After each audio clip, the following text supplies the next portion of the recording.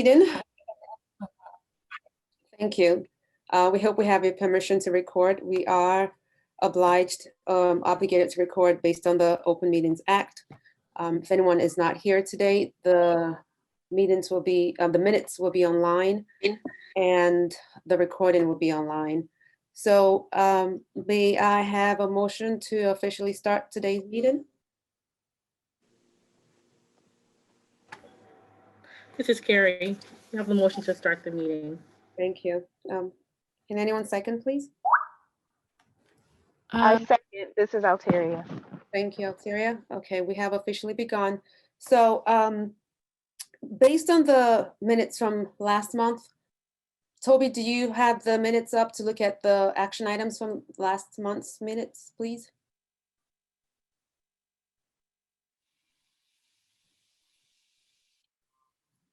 So typically it would be helpful to have this already ready, so we're not, so we're making the best use of time. So I will come back to this and we are going to move into the second item of the agenda at this time, which will be the updates from finance and operations and enrollment updates.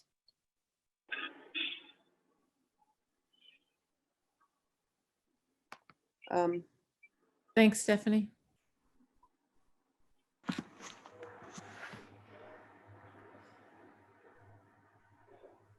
Stephanie, are you there?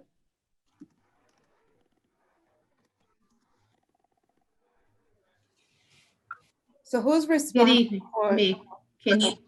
I'm here. Can you hear me? Yes, Yep. we can. Okay, thank you so much. I am Stephanie Miner. I am the Director of Operations for the LEA, and this evening I will be presenting the finance, operations, and enrollment update. I will be starting with the LEA's meal distribution. This was supposed to be presented during our last board meeting. Because of time constraints, we did not get to it. It has been revised just a little for today's presentation. As you're aware, we are still in our virtual state here, but we have opted to serve meals 2 days a week to our families. This is done on Mondays and Wednesdays from 10 a.m. to 3 p.m. Food is packaged with 2 meals distributed on Mondays and 3 on Wednesdays for breakfast, lunch, snack, fresh fruits and vegetables, and Fridays are reserved to complete paperwork. This presentation tonight is an illustration of our level of participation for meals based on our attendance. This was a special interest to me and to the team because we noticed that we were not getting a very high volume of participation for our meal programs. We are members, we participate in the National School and Lunch Program and the Fresh Fruits and Vegetable programs. And we are also eligible for the community eligibility provisions. So all of our families receive free and reduced lunch, but even with that being a free and reduced option, we have noticed a steady decline in our level of participation. If you look at this slide, as you can see, the average attendance in October and September is about 170. However, our participation rate for meal pickup is 65%, 65 students in September, and then a decline in October to 42 students. So with Lamont having an enrollment of 201 and an average attendance rate of about 170, we're only seeing about a 38% participation rate in September, and then a decline to 24% participation in October for the meal distribution plan. When you look at Towson, obviously Towson's enrollment is a little higher.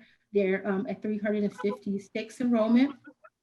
The attendance. Pardon my interruption. Am I the only one who cannot see the slides? No, you're not the only one. This is Susan. Yeah, Stephanie, we're just seeing the front slide, the title slide. Oh, sorry. December 2020. On our end, or what?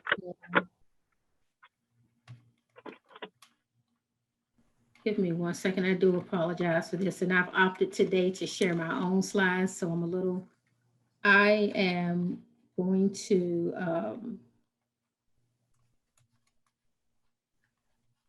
and you still cannot see, you're still only seeing the first slide.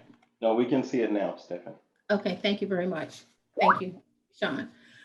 So again, I'm sorry for that. On Tocin, we're experiencing a 26% participation rate in September and a decline to 14% in October in terms of our meal distribution. Again, as you can see, the enrollment for Tocin is at 356 and they're averaging attendance of about 300 plus.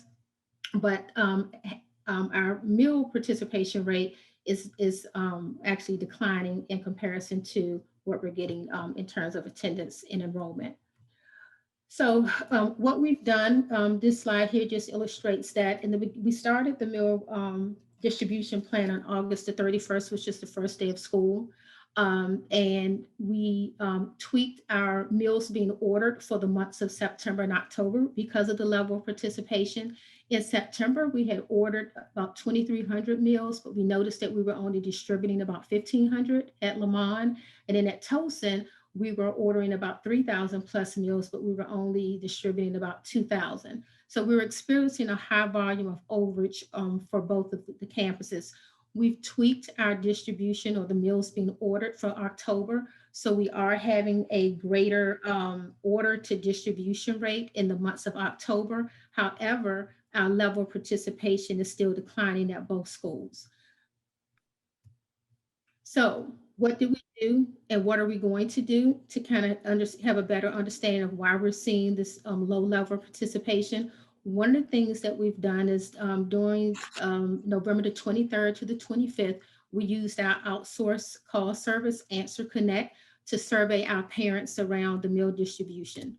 And what ended up happening is that Answer Connect reached out to 300 families. These were cold calls made over the 3 days, and we actually experienced a 32% reach rate. You can see that we had out of the 300 cold calls, there were 167 families that did not answer or we went to voicemail. We had 37 families that identified with either bad numbers or they hung up. 7 families indicated that they could be called later.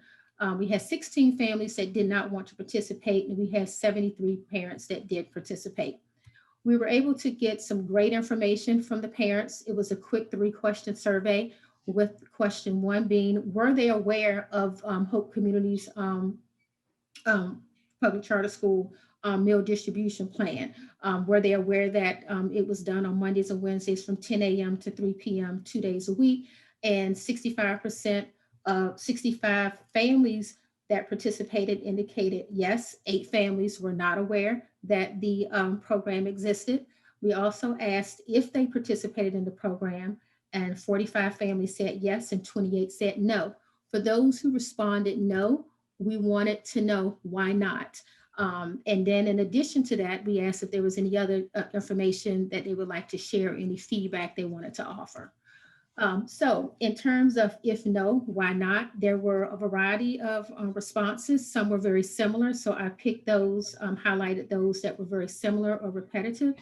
Some families indicated that they wanted to make their own because of the weather, because of COVID, they weren't coming out. Some indicated that transportation and timing was an issue. Surprisingly, even though we are a free lunch program, some thought that there was a fee for it. There were others who felt like their benefits would be affected if they came to pick up the free programs. And then others just indicated that they didn't feel like they had a need to, and that just availability, they were home with their kids. They didn't have anyone to come and pick up the meals. Then the other comments that we received were very insightful as well and will help us form decisions around our meal distribution program. I do want to note that we did get some very good feedback from families. Families thought that we were doing an awesome job. They loved cafeteria management. They thought that they were amazing. Some encouraged us to keep doing what we were doing. They felt that the food was great and that our staff was very polite. It was organized and they were in and out. However, we did have a number of families who felt that the food was processed and they didn't like it. They wanted more fruits and vegetables. They wanted more real food. They wanted us to consider that not everybody eats the same type of meals. They wanted us to make a more quality choice in our food offerings. Some felt that the food was repetitive and they would like more varieties. And then some families also indicated that they needed more than 2 days and they wanted us to consider maybe delivery or offering some options over the weekends, and maybe considering just another vendor altogether because they felt like, they were hearing a lot of complaints about the foods being offered by our vendor. So what are our next steps? We would like to continue our survey using Answer Connect. This time we'd like to do advance notification to our families so that we could at least increase our participation rate by 50%. We've added a sign-in log for the lunch distribution because we want to facilitate our data analysis more demographically based, seeing exactly who we are serving, who we're not serving, and we will get that just by knowing who our students are because our system will allow us to look at that information demographically. We want to remind parents about the meal program more and express that our program is free to all because we were surprised that even though it is a free lunch program, that many parents were not aware that it did exist. And then we want to follow up with those individual families. There are concerns that if they pick up that it will affect their benefits and things of that nature because that is not the case. In terms of those next steps that will be undertaking by way of collaboration between me, Ms. McWilliams, and Sade Creighton-Wade. Before I advance to the next update, are there any questions from anyone around our meal distribution plan? Okay, moving on to my next update around operations is the Hope Communities Immunization Compliance Report. The DC Health Immunization Program has set a 90% compliance rate for both of the schools. We have some work to do here in both of the campuses around our immunizations and getting up our compliance rates. Towson is currently at a 71% compliance rate, and Lamont is at a 66% compliance rate.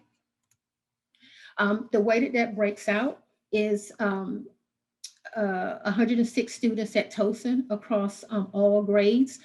Those in red are where we are experiencing the highest level of noncompliance.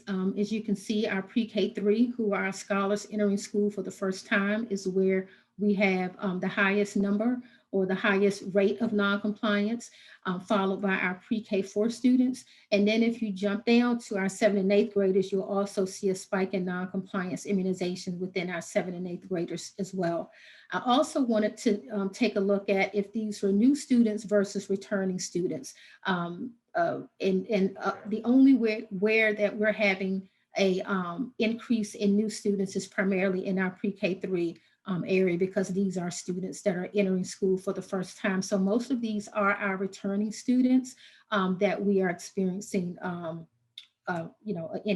increase in our non-compliant areas for immunization. For Lamont, pretty much the same type of illustration, but again, the higher non-compliance rates are in our pre-K3 and our pre-K4 students. Again, our pre-K3 students are those that are entering for the first time, and in other grades, they are our returning students that we need to increase those non-compliant rates. So what has been done? Over the summer, DC Department of Health had already issued letters to our families to provide assistance in helping to make sure that students were getting their immunizations. And they also encouraged us to have a kind of invested interest as well as an LEA. So this week, both campuses have drafted letters and they are making phone calls to families of overdue students, identifying exactly what students are missing in terms of immunizations and also providing them with access to care and where they can go.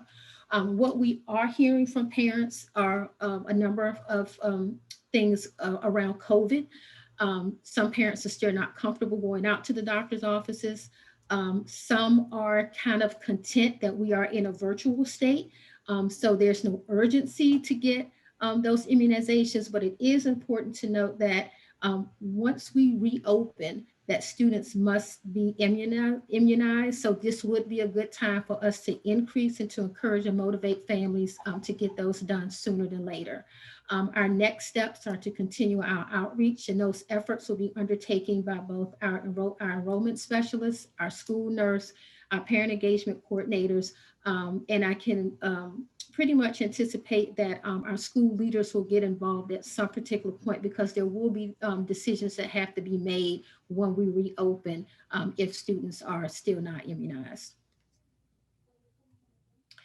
Any questions on immunizations before I move on to one of our biggest marketing opportunities to help with enrollment? This is Susan. Hi, Stephanie. I have a quick question. Yes. Is the 98% a new requirement? And well, it's a two-parter. So is the 98% a new requirement? Now, I'm going to have to defer to some of my more seasoned people at the school because coming in new, I'm not really very versed on that. Can either Ms. Pella or one of our enrollment specialists assist me with that answer?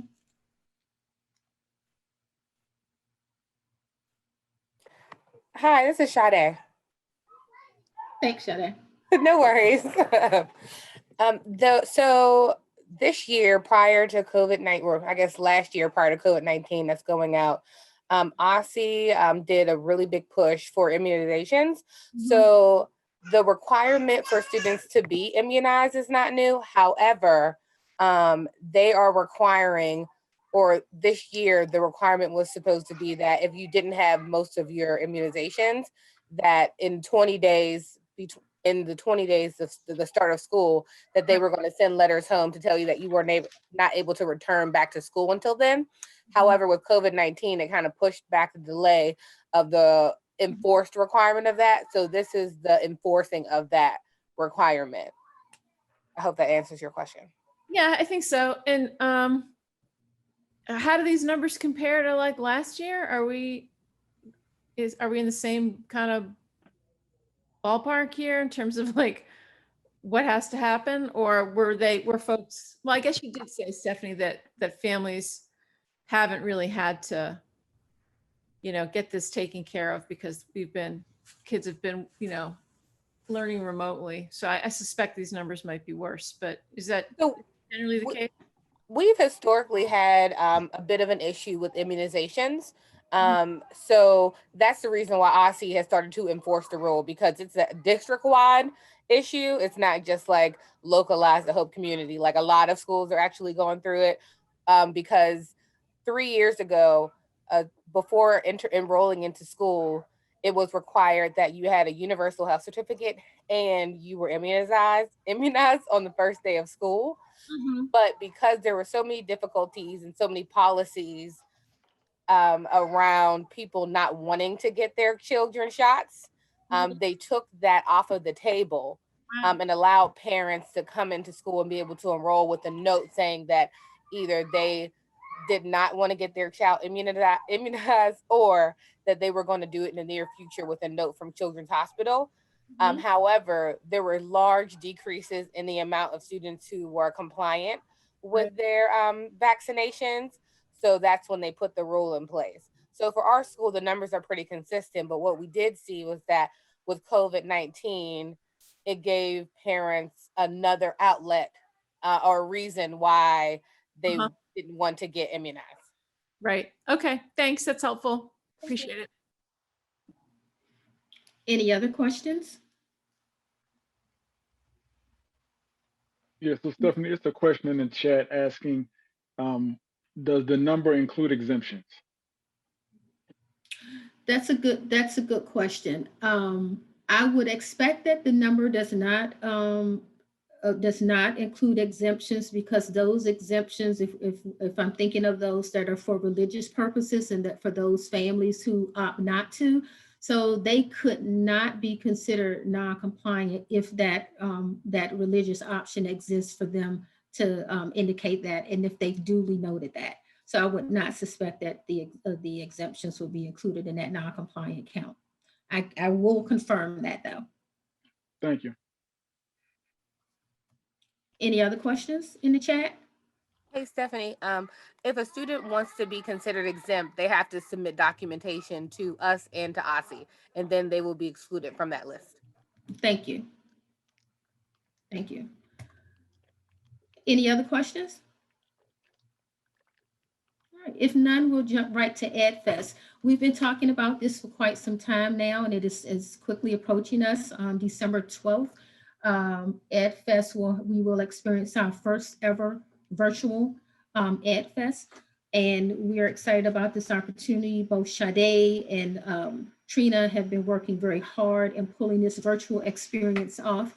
So while Sade actually is here, I'm going to ask her to unmute herself, and if she could speak a little bit about all the planning that has taken place for EdFest, please.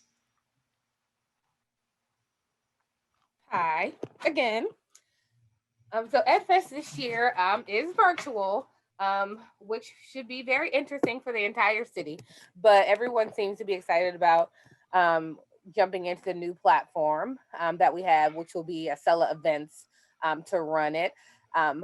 My school DC has recently put out the registration links around so to give parents an opportunity to register for the event. We are going to do some internal marketing to get people to come to the event as well. We've also revamped our marketing ads at the radio stations to get people to come to EdFest as well. And in particular, next week, we are going to be asking them specifically to come to our booth for EdFest, which we're really, really excited about. And we have a lot of parent volunteers who are going to help us man the booth. And we have a ton of teachers who have volunteered this year as well to help us talk through all the fun, exciting things that we're doing at Hope Community. And we are excited so far, and we have some really good content that we're hoping to share with you all. We have a few meetings in the next couple of weeks. Well, we had one this week, and we'll have two next week, where we'll walk volunteers through talking points, what to say to families, what not to say to families, things like that. So we're all on the same page. But we're excited. They have interpreters with 10 different languages, I believe, that will help all of our parents around the city. So they've really taken some time to think through what this event looks like virtually. Thank you so much, Sade, for that recap on what's going on. And as she's indicated, we have started, we've adjusted our ads to focus on EdFest for this event.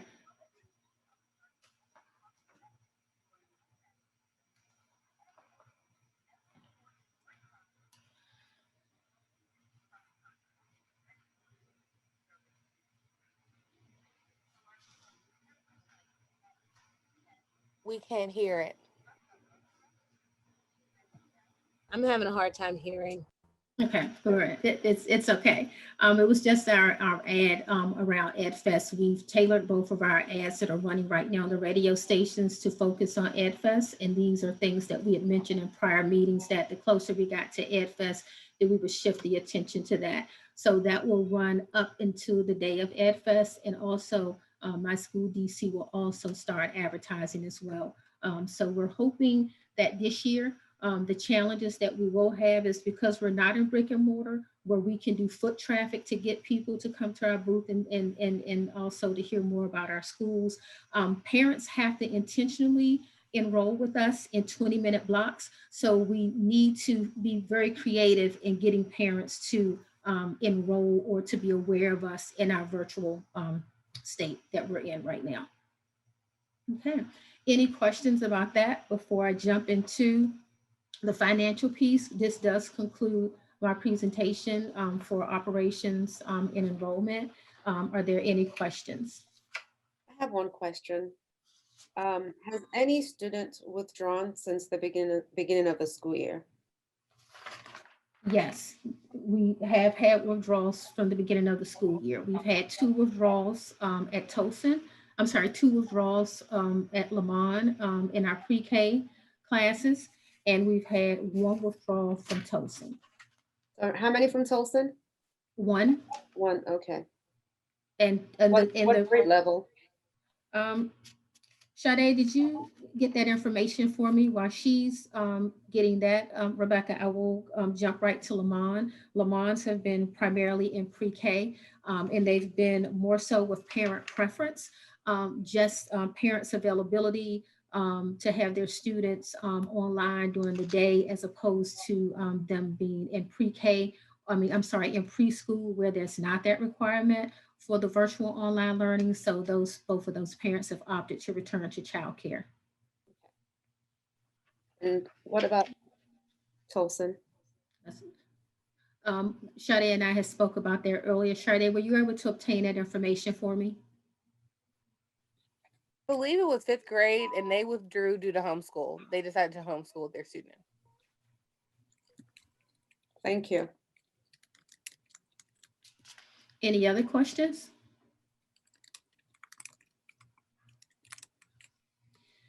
If none, I'll move on to Rebecca. Did you have something? No, please continue. Okay, thanks. I'll move on to the financial areas of our responsibility. This will be a recap of our annual audit. SB and Company did audit our financial statements for the period ending June 30th, 2020. That has been completed with the final report provided to us earlier this week. We did have 2 findings, one related to the material weakness over financial reporting, and the other around significant deficiency over procurement, suspension, and debarment, specifically around our contract or our procurement with Rev Foods, our food vendor. I do want to indicate that even though we had this material weakness and we had the deficiency over procurement, that our auditors felt that our financial statements were fairly presented and they were able to render unmodified opinion. And for those who are not aware of what that means, it basically says that even though we had some issues that are noted and that are on track for corrections, that they did feel like the financials were in a good enough position for them to render an opinion that they were fairly represented. In terms of those findings over the material weaknesses, that condition related specifically around accounts that had not been properly reconciled before we turned our trial balance over to them. And those accounts were related to accounts receivable, fixed assets, accounts payable, and deferred revenue. The recommendation is that the school just continues to enforce this process and procedures, and also to implement some interim reconciliations and reviews of the financial statements before year end, so that we have our books and records in order before the next audit. What I would like to highlight is our management response. We do recognize that those issues did exist. The school did experience some turnovers that did affect the financial close. New personnel have been hired, and with me being in place, and I also want to acknowledge Latia Sneed. She is joining us tonight. She is the accounts payable manager, and I do want to acknowledge all the work that she's gone in to help to pull together a lot of the work that was needed as a part of the audit process. Immediately during the audit, once these things were brought to our attention, we began internally and externally devising monthly schedules and formalizing a closing process. We will adopt those recommendations for those key accounts that the auditors have pointed out. We started with creating a separate account to track our property taxes and the imagined related party receivables and accounts payable. We also will be ensuring that our fixed asset schedule and the capitalization policy is followed, because a lot of the adjustments from the audit came from that. And as Director of Operations, I have the pleasure of being the person who will be responsible for that. And those will be implemented by January 31st in terms of a formal SOP or policy and procedure. And a lot of the work is already being done as Latia and I are actively creating entries and booking costs and expenses on a daily, weekly, and monthly basis. In terms of the significant deficiency over the procurement suspension and debarment, again, that was specifically related to the contract that we had with Rev Foods around not having adequate in full and open competition before we recontracted with them for our meals. The recommendation is that we just continue to reinforce that process and follow those things, follow those laws and procedures appropriately to prevent any further infractions around procurement, suspension, and debarment. As part of the management response, the school does acknowledge that deficiency, but we do want to express that we do have processes and procedures in place. However, we do realize that we lack some training in that particular area, specifically around the CFR and exactly how we need to align our internal controls and our processes accordingly. So I will be undertaking this area and having a greater understanding of the provisions and to provide close oversight over any future contracts and procurements in that area. And we will be identifying the appropriate professional development and training for all staff involved in the process. And again, I've noted that this will be done and completed by January 31st with the formal SOP or policy and procedure in place for us to follow and to mitigate this from happening again in the future.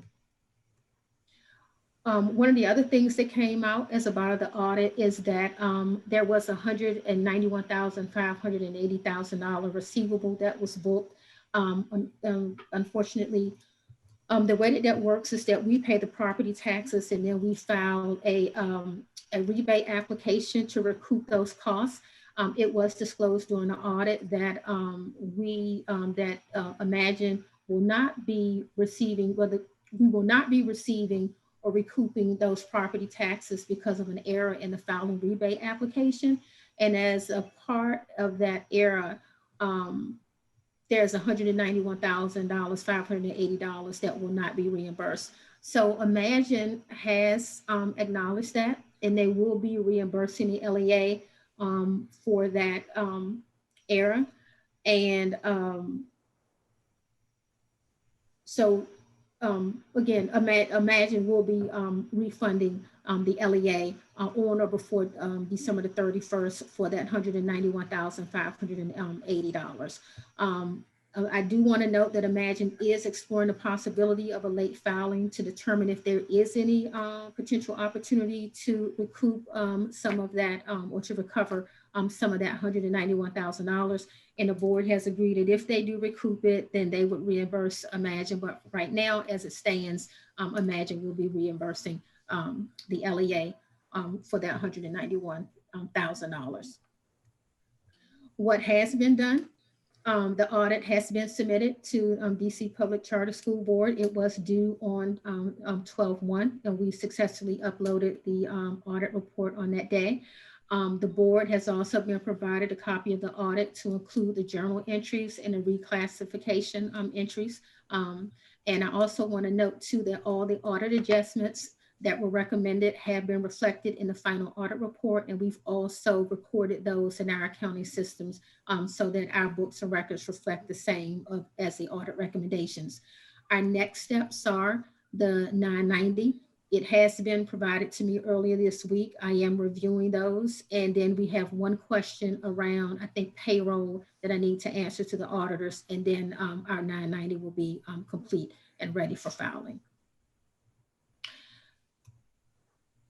Any questions on the annual update before I jump into the budget reforecast? I think there's still something that's very gray, and that's how salaries are determined. Have we addressed that? We have not within the annual audit aspect, Rebecca, or you mean just in general? Well, both. Because it came up in the audit. I know we've talked about this before. The deadline was December 31st of 2020 to have some type of a compensation structure. The issue came up again during the audit, and I just wanted to get the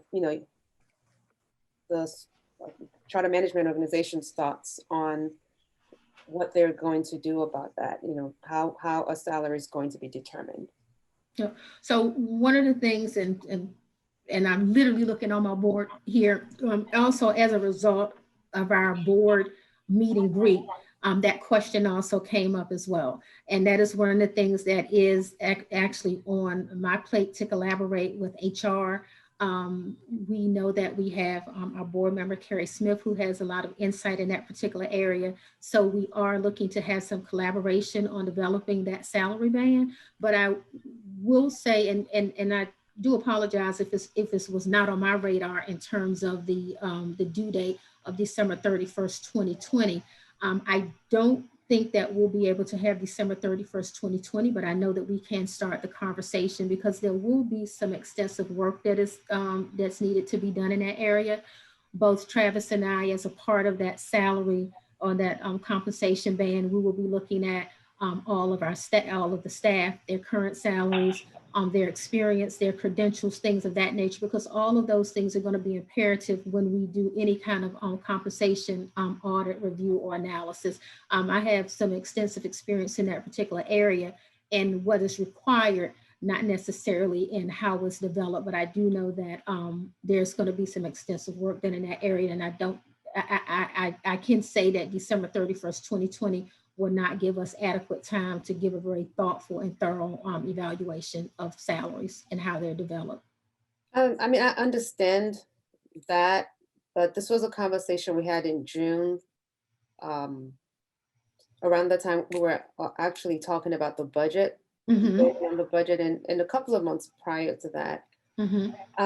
I think taking on something like that has multiple layers, from what you've said, revisiting qualifications and things of that sort, but that's not really the crux of what the audit is pointing out. It's actually putting a policy in place, moving forward. Let's actually even start from there. If you were to hire someone tomorrow, what policy is in place or will be put in place to determine how that person's salary? So if you have to go back to look at what's already been done, that's another undertaking. And I don't think that's been the base or the essence of what we've been talking about. The essence of what we've been talking about is actually just having a policy in place starting tomorrow. I mean, I use tomorrow as a figure of speech. If another person were to be hired, how would that person's salary be determined? If another person were to be promoted, how would that person's salary be determined? If another person had to take on an extra role, how would that person's salary be determined? What policy is in place? What steps are we going to take to implement or develop those policies?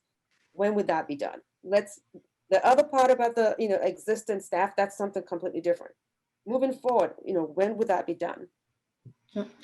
Well, I'm going to venture out to say that we could probably get it completed in the first quarter of 2021, taking into consideration that we have to have a starting point, whether it's going to be an external review, whether or not it's going to be something that Imagine undertakes.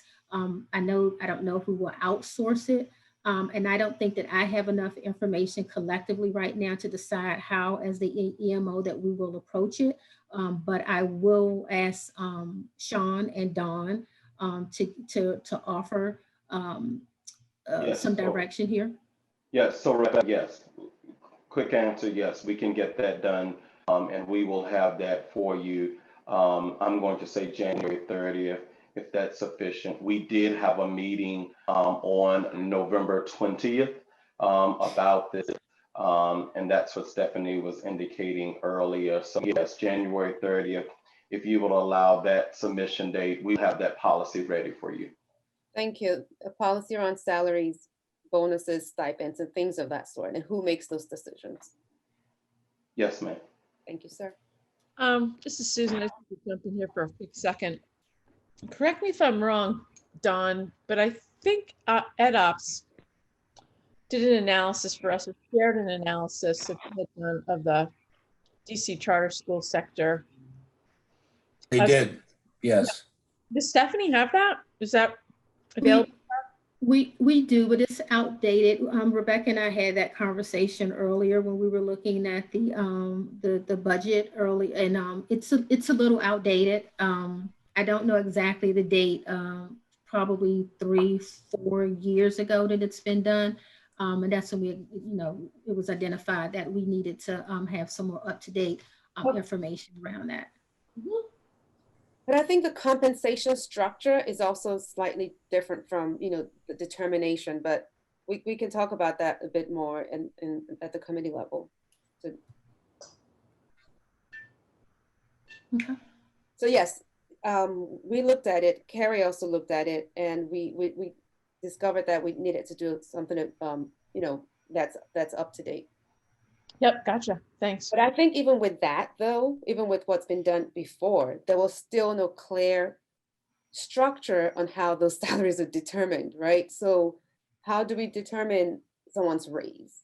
How do we determine what the stipend should be? Do you see what I'm saying? And is it transparent? Can every staff know what it takes to be promoted or what it takes to get a bonus and aspire to get it? Or are just certain staff members being identified without any clear structure of you know, folks being eligible for bonuses? Yep. And that Rebecca, you and I have had that talk about equitability and everyone being able to get, and I'm certain that will be included in the policies that we'll be generating. So all of that is being noted, and I look forward to providing that, or us providing you with that product. Thank you. So EdApps provided the tools to have a process, but I think those tools need to be, you know, elevated into policies for the school. Correct. Yes. Thank you. Any other questions from anyone? Anything in the chat?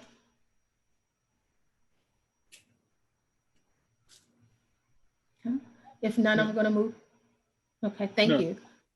Thanks. I'm going to move quickly to our budget recap and our reforecast. I just want to bring everybody back to where we were at the beginning when we prepared our budget. When we prepared our budget and it was approved back in June, we had some key assumptions that there were going to be 700, we were budgeting for 703 students, 465 at Towson, 238 at Lamont. We were assuming that Towson was going to be operating at near optimal enrollment. We acknowledged that Lamont's optimum enrollment was 320, but we knew that 238 was going to be our target. We were also experiencing 3% growth in per pupil funding with a 2.2% increase in facilities allowance. And then we were also looking for an additional $281,000 in Federal CARES Act funding. The way that looks sums up in terms of revenue and expenses, we were going into this particular year knowing that we were going to have about a 1.1 change in net income on the negative side, and that was intentional because there was intentional investment in the one-to-one technology. We also anticipated with that an enrollment level of 703 scholars that we were looking to end cash on hand at about $4.7 million. That cash on hand with our original projections or original budget of 703 scholars would have given us about 99 days of cash on hand had we met enrollment. Unfortunately, as we started into the school year, we did not meet our projected enrollment numbers of 703.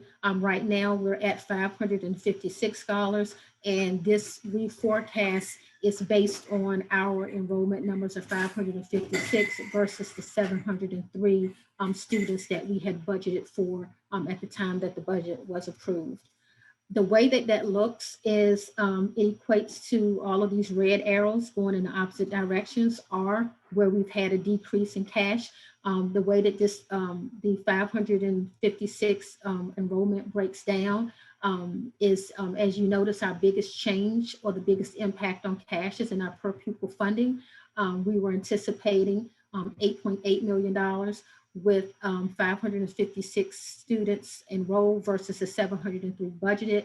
That gives us a shortfall of $1.9 million. When you look at our per pupil around our SPED education, again, we're looking at a shortfall of $321,000. You look at our LEP, 50,000, our at-risk, 177,000, and then the per pupil allocation was also impacted, bringing us a net decrease in cash of $501,000. We did experience a slight increase in our federal funds around the competitive grant, and that was the CARES Act money that we were talking about. So while we did experience about a 2.9 million decrease in our per pupil funding based on enrollment, we did have a $205,000 increase of cash impacted with the competitive federal grants funding. Now, there were also, as a part of our budget, we budgeted for certain expenses. We also had some expenses as a result of COVID that will impact our cash outlay. One of the biggest things is our PPE and the things that are needed to get us back into school when we return next year. We had budgeted originally for $35,000 for additional PPE and cleaning. Since then, and based on the extensive analysis that Dave has done throughout this process, we're now forecasting $185,000 in PPE and cleaning, which gives us a negative impact on our cash of about $150,000. We are also looking at a significant increase in our student textbooks. We had a number of platforms that were needed in our virtual setting that were not anticipated, and we also needed to bridge some gaps in some other areas of our learning platform. So we are seeing a change in our forecast and budget around our student textbooks. And then as an LEA or as a management company, we were really tasked with looking at where could we cut costs, understanding that we had such a significant budget shortfall. What you'll see in these other areas where you see the green areas and you see savings, this has been a collaborative effort of the school leaders to look at discretionary spending areas and identify where we could save on costs, in understanding that we're in a virtual atmosphere and what we will still look like when we return to the building. So student field trips, that has been scaled back to $10,000 as opposed to the $60,000 budgeted. And someone may say, well, we're not going to do any field trips, so why do we have anything in there? Well, we are thinking about that there are things that we can do in a virtual space. There are guest speakers. There are special things that we can do to still give our scholars a very fulfilled and robust learning experience, even though we're virtually. So we did leave something in there. Student recruiting. The region is now going to be taking over, or Imagine is now going to be taking over most of the recruiting costs. So there's $75,000 that was initially budgeted there. That's been scaled back to $20,000. Then when we look at student events, again, $98,000 was initially budgeted there. That's been scaled back to $30,000. So there'll be a $68,000 savings there. And then there are other student expenses that we had originally budgeted for $65,000. We scaled those back to $40,000. So we're seeing a $25,000 savings there. There are also other areas. Office supplies is another discretionary area. We scaled that back as well to $25,000. And then we have our non-capital technology.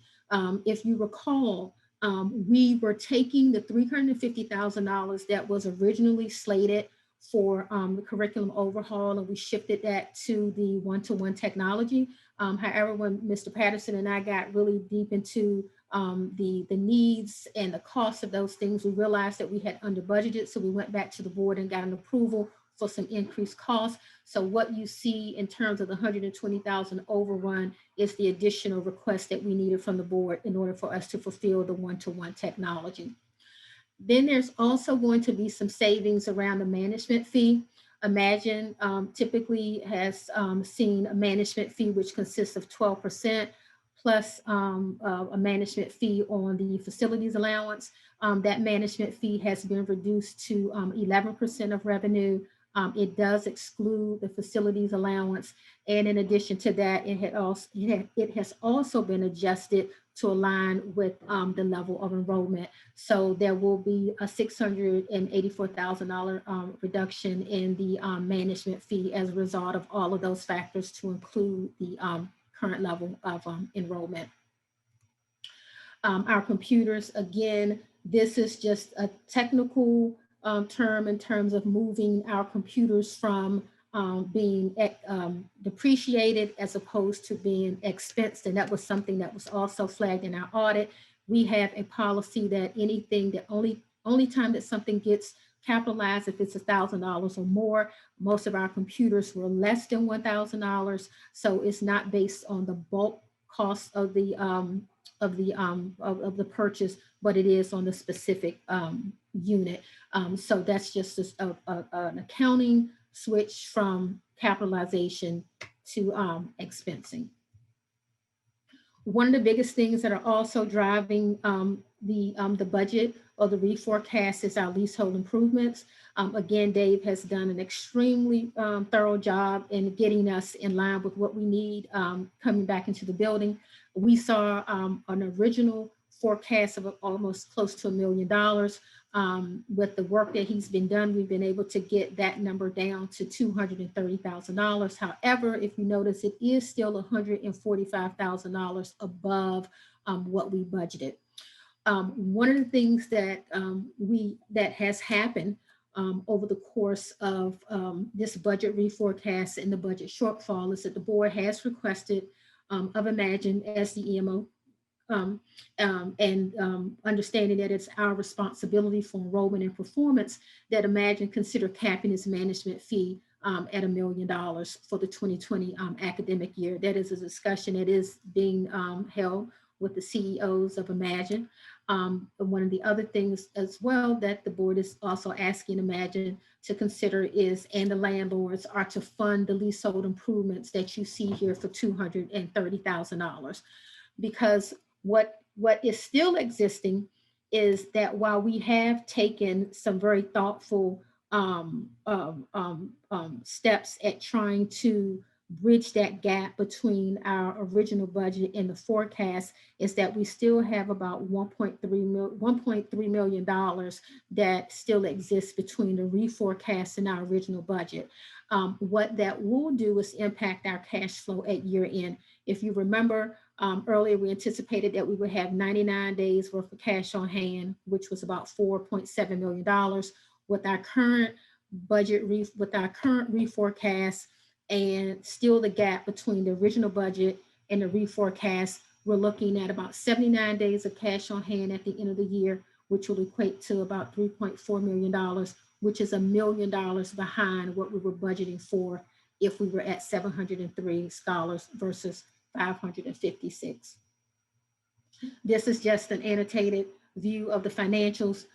What this shows is where we are actuals year to date, and then our annual forecast. And again, it just highlights again that where we are behind in revenue, how that impacts our cash, and the net change in cash as a result of the reforecast and the original budget is $1.3 million.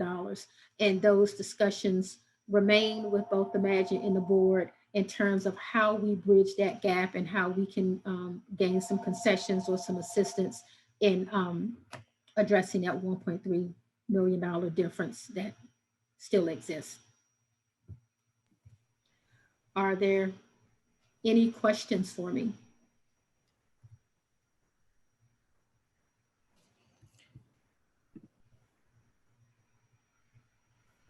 Susan? Thanks, Stephanie. Well, I really appreciate this really quite thorough presentation. As the finance chair, there's really no new information for me here. We've been kicking this around and trying to, you know, narrow that gap for a number of months. You know, and you know, I agree. You and Dave and the school leaders have worked really hard to, you know, to kind of to get the, you know, realign the expenses, which is really all you can do at this point. You know, I'm hoping that Imagine will you know, come through and you know, help us out here. I mean, I think it's obvious to everyone, and I know we've discussed it on prior calls, that, you know, enrollment is the primary driver for, you know, our overall, well, certainly for our revenue, but I would say for our overall financial health. And, you know, it's just been challenging to maintain, let alone grow, enrollment across both campuses for a number of years. So This was a particularly difficult year because we, as Stephanie noted, we had already budgeted, what we had hoped to be a one-time annual deficit to really push to, support the one-to-one technology setup. And then everything was really just seriously complicated by the pandemic. But still, the pandemic is not the driver in this enrollment decline. So anyhow, yeah, I don't have anything else to add. I think we've done collectively the best we can, short of, a couple of outstanding items we have with Imagine. Thank you. And I do want to note too that there is an action item that is due to the board. We were asked to look at the change of enrollment. We've looked at the 10-year trajectory and we've seen the decline. And one of the questions is what has been the driver? So I do want to acknowledge that that action item is still outstanding, and that is something that we will be looking at. Like what has influenced the change of enrollment over the years, whether it's been leadership or programming or turnover or whatever the case may be. Those are the type of things that we're looking to dive more into and get a greater understanding of. Yeah, Susan, thanks for highlighting that too, because I think the pandemic is definitely not an excuse. This has been a steady decline over a 10-year period, with a significant portion of the students leaving after their first year of being enrolled. So I think if anything should be on the priority list of the school, it should be trying to figure out why people are leaving, because if more people continue to leave, then there will be no school. One thing I would say is that with this huge decline in the budget, we did not lay off any staff members. And I think that shows the commitment that we have to the staff as well. So it's just a good time to say thank you to everyone for your commitment to the school, but also for everybody to just see this as something we all have to figure out and work towards, because there's obviously something that's causing this to happen. Steady decline, significant number after the first year. And if we're not spending time to revisit that and try to figure that out, then I don't know what else is worth being a priority at this point. I mean, I'm not saying that other things shouldn't, but there should be a task force for that. This is Susan again. I think that's a great phrase, actually, Rebecca, because as Stephanie was saying, we're looking into this. I believe her, but it would be great if long-term parents and I don't know who you have pulled together, Stephanie, but it does feel like it needs to be a cross section of people in different roles who've been around for a while that can have some perspective on this, coming from just kind of different places. I know the board, I know we have been looking at the data and to some degree scratching our heads. We don't have the answers, but we're happy to participate in something like a task force to just try to really crack this open and understand what's beneath it. This is Dr. Harrison. I'm gonna co-sign with what Susan said. Definitely a task force, and it would definitely have to include some parents, even some alum, maybe even recruiting teachers who maybe used to be at Imagine and are no longer there, but were there for a significant amount of time, because the data is showing a decline over time. So we can't just say, oh, well, the pandemic, because that's not it. And if we don't get at what that is, people leaving after 1 year in mass amounts, what is that? Then it's really no point, because even if enrollment goes up, it's going to go down the next year. You see what I'm saying? So I completely agree. I've been on the board for like 4 or 5 years. I would love to be a part of that if necessary. And I'm sure there's some former board members who've had kids who've been parents that could be on it also, because it's going to be important that you reach back and you grab older people as well, because we have a lot of new Imagine staff who have like awesome expertise, but they don't really have a grasp on the history because they haven't been here. So I'm just gonna co-sign that. And I think that that is, at this point, the #1 priority. Because if we keep having decline, we're not gonna have a school, because then we're not gonna have students. So I think, I mean, that should be of utmost importance. And we should be getting updates about how that's going monthly and even weekly for some of the other committees. So I just wanna just highlight the importance of that, as my fingers hurt from taking minutes. Sorry, I'm not actively participating. It's hard to do both. Thank you so much. So while we're on the notes, let's make that an action item for this, please. Okay, so facilities, if there aren't any like new and significant improvements to what needs to be shared from what we've discussed before, we can skip facilities today. Yeah, Rebecca, that's fine. I know that you're pressed for time right now, and the slides really capture upcoming activities for the month of December and January for reopening the building. So it really does capture those action items that we are working on in the next 1 to 2 months. Okay. If we're looking at reopening in February. Okay, that's fine. You could, if you don't mind, just sharing it. In a I don't want to say quickly, but in a time conscious way, that would be appreciated. Okay. Yeah, I will hurry very quickly. Yes. Thank you. Okay, so we are looking at reopening in a hybrid model when that time comes. This first slide just focuses on our health screening. In the next few weeks, 2 weeks basically, we are working on finalizing the format for the online health screening, and we'll use a daily health questionnaire and temperature screening. Coinciding with that will also be finalization of the protocols for the Scholar daily health screening overall.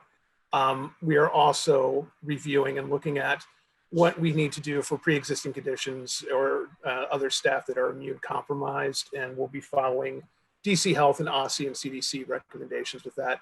And this illustration is just kind of what a health screening area will look like when we do set those up at the main entrances to each building, when we do have entrance. And that's just a plexiglass screen. It's kind of a full-sized and floor mounted, and it will be those will be set up in December.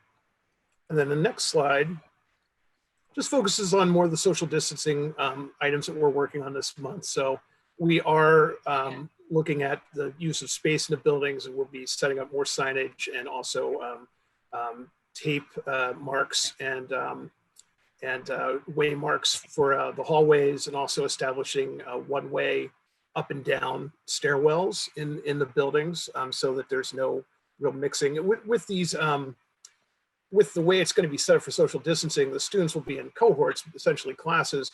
They won't move around the building that much during the school day, but there will have to be some movement for recess, bathroom breaks, etc. So we're trying to make sure that all those transitions are as safe as possible. Our facilities teams have been setting up our socially distanced classrooms. That's underway right now. And again, we've all seen illustrations of this at this point, but it's the scholars and desk seating 6 feet apart. We are moving shared manipulatives, toys, and books are being moved to storage. And then the next slide is focusing on the air quality issues that we've been discussing here for a number of months. After a lot of research and study, I am recommending that we move forward with purchase and installation of these hypochlorous HOCl-based ionizing air purifiers. It's a very effective and safe model for air purifying. Its HOCl is on the EPA's list N of approved disinfectants effective against coronavirus.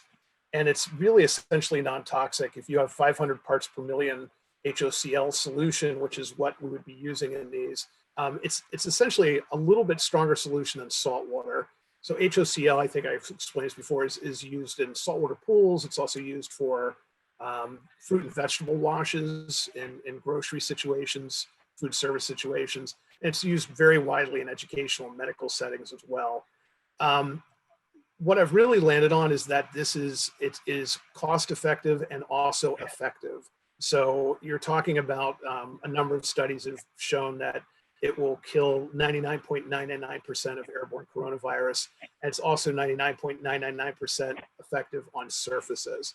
So we are getting invoices put together to look at ordering these and have installation in early January. An estimated total cost, and this includes the units themselves, the purifiers themselves, and also the disinfectant out through the rest of the year if we're starting in February or anytime after that. At the Lamont campus, it's $22,544, and for Tolson, it would be $23,004. So this just cuts a little bit off of what we had estimated originally when we first looked at the UVC lights, which that was a tremendous expense. Then we kind of went and looked at HEPA UVC light air purifiers, but this really does look like a safe and very effective model. It provides, the other thing it really does is it's continuous through the day. I've looked at some fogger systems, and those are great for just initial cleaning and disinfecting, but they don't, once somebody if we do have somebody positive in a classroom or an office, if it's been fogged an hour before, that doesn't help the situation really. If we have this continuous disinfecting going on in the classrooms or the offices, that's very good. And then the other items are just work that we're doing with the HVAC contractor. And then the next slide just demonstrates the lavatory capacity and safety. We've talked about that, but we're working on checking draw of exhaust fans and airflows. We're going to have installation of touchless soap dispensers. And then this is just a quick illustration of these isolation quarantine barriers that we are acquiring for privacy in the isolation rooms, and our teams will be setting up seating and cot areas. And then the last two slides are just an overview of the timeframes that we've got for the Tolson site improvements. Really making great progress on that. We've got basketball goals that are being delivered on Tuesday. The fence is back up and installed.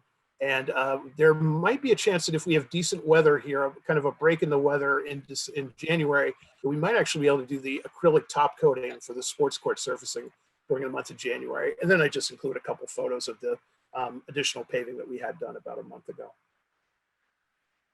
Are there any questions? Well, thanks for sharing the photos. That's well appreciated. Sure. No questions on my part at this point. Okay, thank you, everyone. If there's no other questions. Thank you, Dave. Thanks.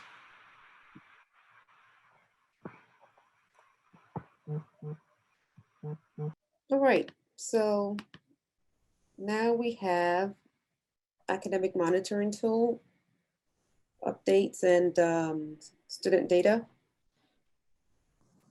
So, excuse me, Rebecca, do you want the data for the data first or the tool first? Because I believe Chandra has a piece. Yes, the tool first, please. Okay.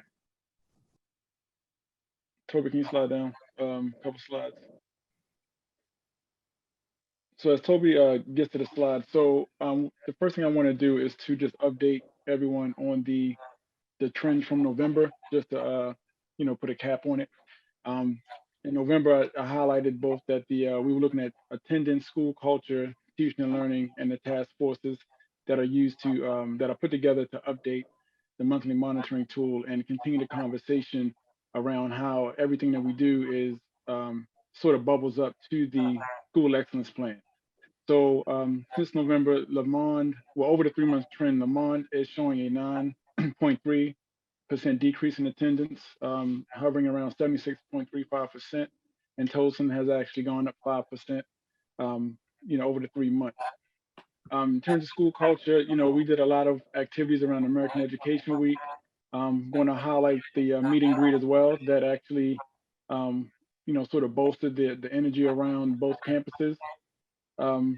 Also around teaching and learning, and this information is a highlight of both campuses. So schools are still involved in formal observations. So both schools use the Charlotte Danielson framework, which has 4 domains that you sort of mark off in a rubric to document teacher strength and growth areas. So so there are 4 domains, and I'll show you the actual chart in the next slide. But the strengths that both Ms.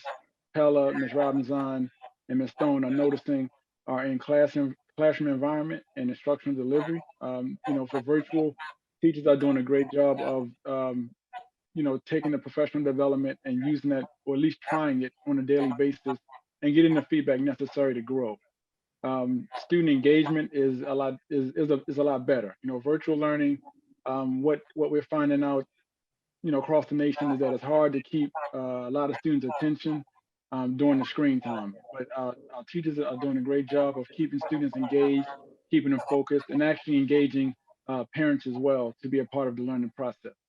For the growth areas, domain 1, which is planning and preparation, we are still working on, high quality planning and high quality preparation, because that leads to, being better prepared for the obstacles or the fluctuations that come during when delivering a lesson, and also requiring students to use evidence, during instruction. It's an area that we're working on, and it's highlighted now as a growth area just based on the teachers that have completed their observations. And then in domain 3, it's still engagement. Students are engaged, but what we want to see are an increased engagement where students are leading the conversation. So, so teachers are, there's a lot of teacher talk, and I understand teachers feel more comfortable, but what we're moving toward is more of teachers facilitating the learning and allowing students to sort of lead the conversation, allow students to sort of, collaborate with each other, and then, doing that in a way virtually where it still can be controlled and managed. So these are areas that we're growing toward, and I believe by the second round of observations, these growth areas will be definitely trending more toward being strengths. One thing that we're doing in terms of 3B is the use of videos and the production of videos to support daily instruction. Okay, excuse me. So can you go back to Obi-Wan, please? So what we're doing with the Rise Up team and Dr. Silla, our instructional consultant, is to develop and use videos where students can watch them, so that teachers will have increased live instructional time. So we want to minimize, I guess, we want to minimize the use of live instructional time for things like review, for things like intro. So if a teacher can develop a video to sort of take that away, then they can maximize live instructional time. So at Tolson, 65% of the teachers have begun the development and implementation. And at Lamont, 100% of the teachers are either developing their videos or using videos from educational sites. So this is something that we're doing there. According to the instructional consultant, there are 5 types of videos that teachers can use. And right now we're just focusing on 1, just to get into the habit of using and developing the videos, and then taking teachers through a cycle so that by the end of the school year, all teachers would have gone through all 5 cycles, and using those as instructional strategies to increase student engagement. And so for December with the Rise Up team, we are still focusing on focus skills, teaching and learning, and increased data review based on the assessments that have been given thus far. All right, so Toby, slide down 1, please. So what I wanted to just highlight here for those who are not educators, this is the Charlotte Danielson's 4 domains of instructional coaching. So when an administrator goes into a classroom to observe a teacher, you're putting your feedback into these domains: planning and preparation, classroom environment, instruction, and professional responsibility. So, so as the administrators are highlighting and documenting the strength and growth areas of teachers, they fall into these domains. And what this does, after you get all of your observation data in, you can then develop professional development based on the growth areas. Some professional development can be in-house, some can be external, but you'll know after the first round of observations how how you should move as a school based on your staff. So sometimes you have staff that are just all stars in certain domains, and they can then become sort of like peer coaches for their colleagues. So the first round of observations definitely will give the schools a lot of information around how to move forward, both internally and through the Rise Up work.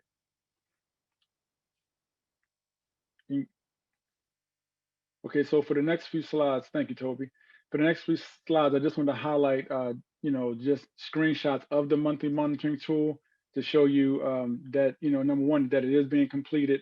How we have structured this is that both schools have task forces that use this monthly monitoring tool as part of the agenda. So that it's a rolling document. It's a document that we're using and we're updating frequently and having conversations about it.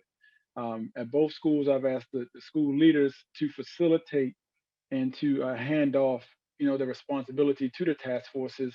And then when we, come together to collaborate and have our check-ins, we use this tool to just ensure that we are addressing the needs of the school. And school leaders are part of the task forces as well, so they participate in the task forces, and then they make sure that the tool is being completed, and that we can have thoughtful conversation around the areas that we are highlighting on a monthly basis. Next, thank you. Next slide. So the first slide is with Lamont. The second slide is addressing Tolson and the program, and the parent engagement. Some of the work that we've done around, parent engagement at both schools. Next slide. Next slide, Toby, please. Okay, again, this is Lamont looking at teaching fundamentals. So through the Rise Up work, through the informal and formal observations, we're noticing, based off the feedback from teachers, based off the feedback from the observations, that some of the work that has been exposed is around some of the fundamentals of teaching, as well as some of the Rise Up work. So through the informal observations, we're noticing that there's some other areas that need to be addressed. And so we're taking some slight, we're not shifting, but we're just adding to some of the, regional and national Rise Up work, just to make sure teachers have the customized support that is needed to move virtual instruction forward. Next slide. Okay, and Lamont, Tolson, again, just highlighting, that the work around, teaching fundamentals is critical. Being in a virtual setting, teaching fundamentals is the same, but it's a little different because we have the engagement piece. So there's an added layer of how to keep students engaged and how to keep the instruction at a very high level, virtually. And with the 11 grade levels that we have from pre-K 3 to 8th grade in different content areas, we have to make sure that we're blending it virtually in a way that is consistent, so that when we come back to brick and mortar, that it looks seamless and it feels seamless. So this is a lot of the work that we're doing, locally in the schools, also regionally, and with the Rise Up team as well. And all of this work has the blend, has the lens back toward the school excellence plan, so that everything that we're doing still goes to the goals of the school excellence plan. And last slide, Toby, please. So this last slide just highlights some of the strengths, challenges, and the successes that are, that have taken place during the first quarter of the year. Things like parent engagement, increased communication, communication in several languages, also instructionally, making sure that the Rise Up team and even the coaches, Miss Arnold and Miss McCoy, are just highlighting exactly what teachers need, and then being able to make the pivots and the shifts necessary based on the observation and the feedback data, and the PLC data that teachers are giving us, so that we can make sure that, again, we have customized professional development that addresses their needs. So are there any questions or comments about the progress monitoring tool? I just want to say, I can't even begin to tell you how ecstatic I am that this is like, oh my gosh, this is like several years in the making. And when I tell you, I was just over here smiling, and like, this is what we need. And especially for the board, because now, for those who are not educators, they can see, oh, okay, so this is the action item based on solid data from observations in several different areas. And then the board can say, oh, this is what the Rise Up team does. And this is how Imagine supports our teachers. This is how the school leaders supports the teachers. And these are our teachers that are doing extraordinary. And we want to make sure that they have an avenue in which to grow and to develop and create some sense of loyalty to Hope community. And this is, I mean, it's the beauty of having everything right here at your fingertips instead of kind of like hemming and hawing and we don't really know, or, you know, giving the board a book that's 300 pages long and we're like, we don't know how to dive through that. So I just want to say I'm excited about this tool. I'm excited about digging deeper into it at the academic committee level so we can see what the actionable items are for certain teachers and their skill level, and then how we can support as well as a board. And I'm sure the Rise Up team and Imagine also how they can cater their support to the teachers, because we need to make sure that we're providing teachers robust instruction so they can provide robust instruction. I mean, just not haphazard with our PD, but just really targeted. And so I know that's something that the board has been asking for since I've been on the board. So I'm super excited about it. So thank you. You're welcome. Thank you. Are there any other questions about the monthly monitoring tool? Thank you, guys. Pardon me, I just wanted to mention one thing, please. For Yes, next month, let's kind of like capture the part of that tool that looks at numbers in terms of the number of absences, you know, the number of any disciplinary actions, the number of teachers' attendance, the number of student attendance, the number of suspensions, you know, things like that. There's one aspect of that tool that just looks at the numbers month to month, and even star data. For now, that's what we're using, star data. Let's kind of look at the trajectory of those numbers month to month. Okay, no problem. I didn't want to, well, okay, I can do that for you. Yeah. I mean, but those numbers aren't really shifting, but I can present it just so you'll see, you know, the I guess the trend from August to August through December. So you said no, those numbers aren't what again? I mean, the numbers aren't really fluctuating with like staff attendance. You know, And that's the story. That's a story. Gotcha. In and of itself, right? Yep. I'll have it in January for you. All right. Thank you. You're welcome.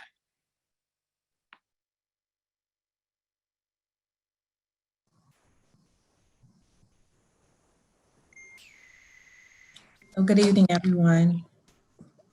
What I'll be presenting tonight will be the discussion points around the instructional foci.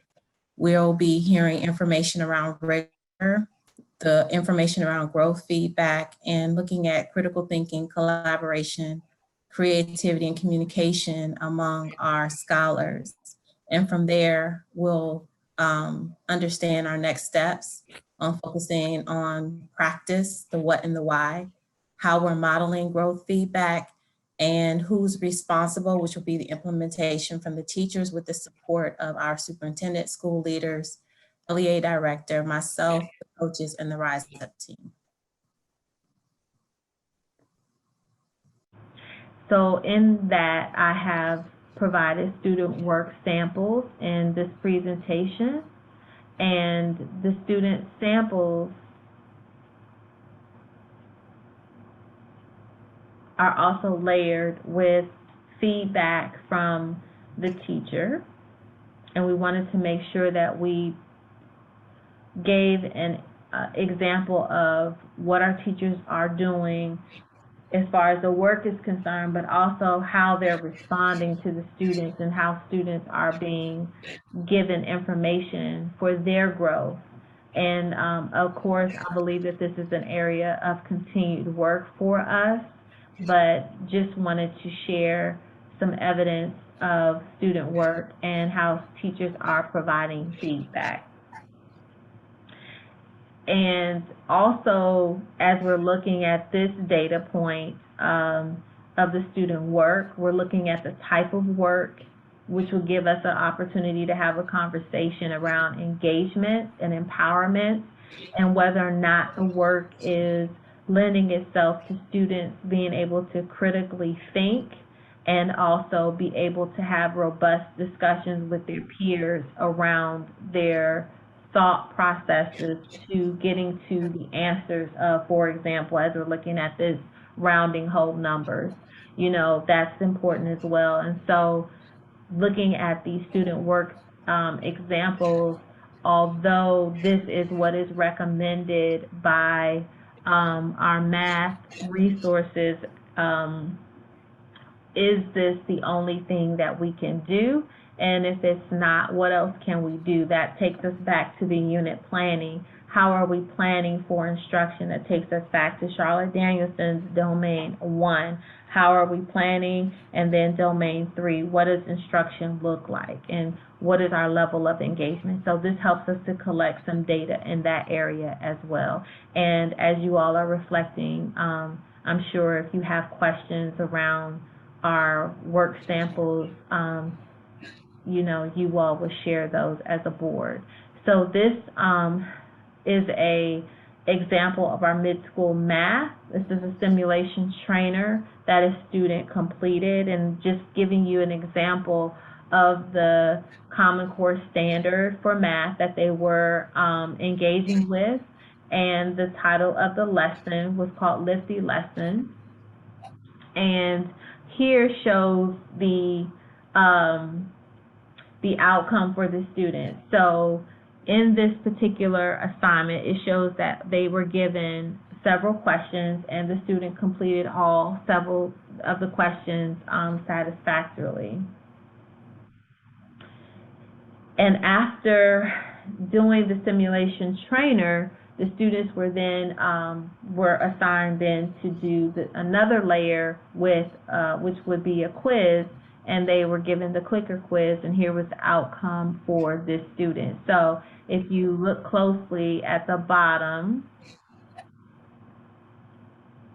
you can see that the students had a 5 out of 6.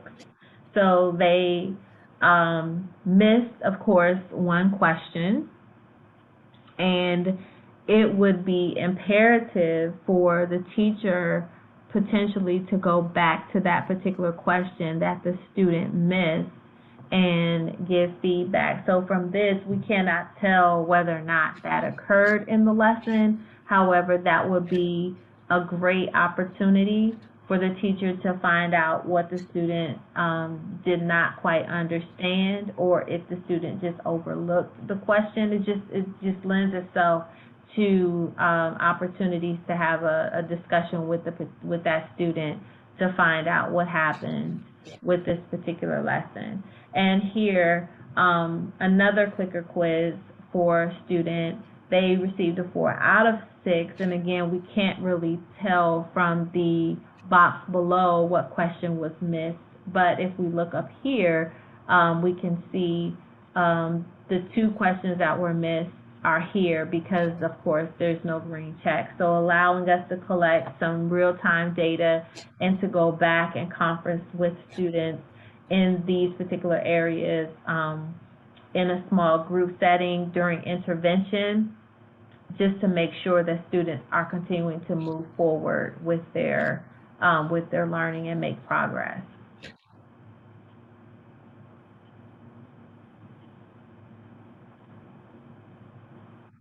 Another example, students were given comprehension questions regarding plant parts, and as you can see, the teacher made comments here. I think, again, we have opportunity to talk about how feedback is being given and if the feedback is growth related. And teaching our teachers how to give growth related feedback is going to be imperative and extremely important, because growth feedback is what's going to move students in their area of thinking.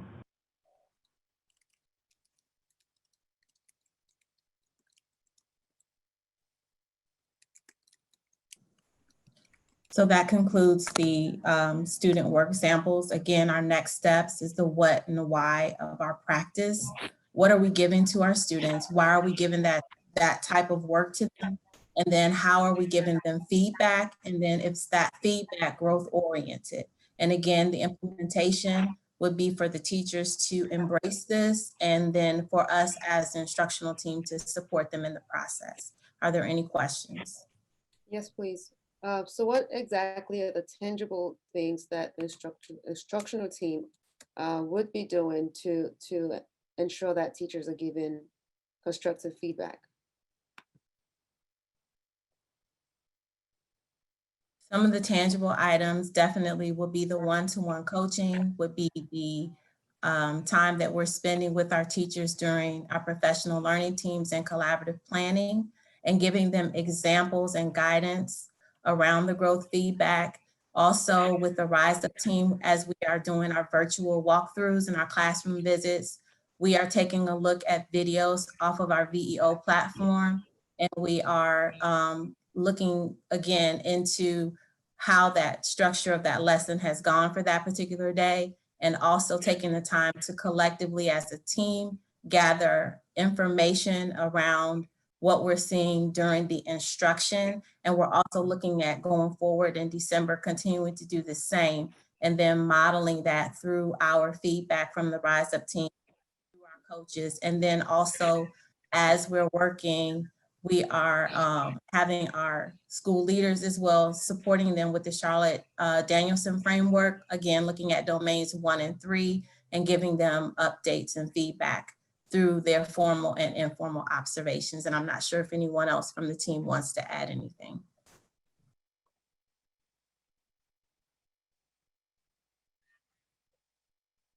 If I may just ask a follow-up question, and this is more of a suggestion and a request actually, but our next meeting, when we have this section of the agenda, can we look at writing assignments, please?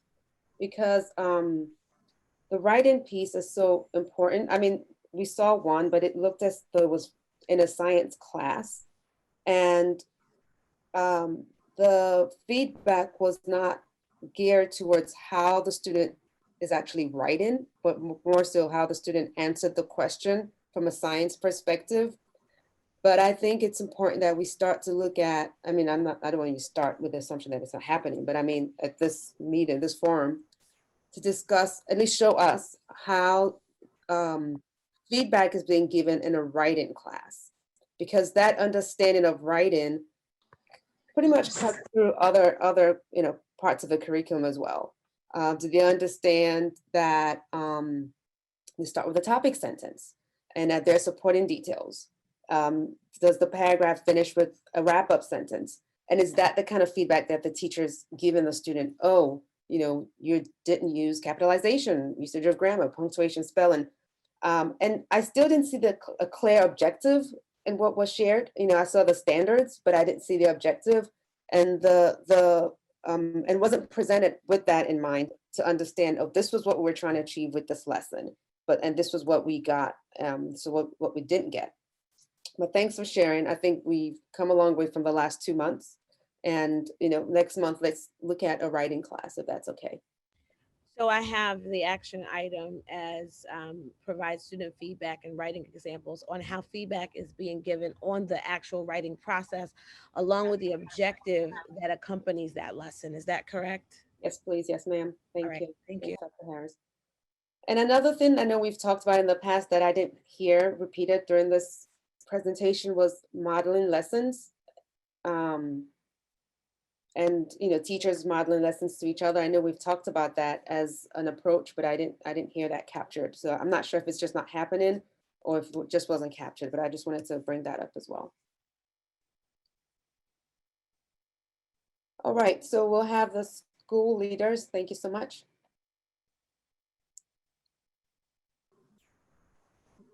And I'm hoping for next month, we wouldn't have such an extensive presentation on the financial aspect. So, we apologize for the limited amount of time that the principals have, but I know that there hasn't been much because we had another meeting recently. So we really had to talk about the financial part of this meeting. So please go ahead.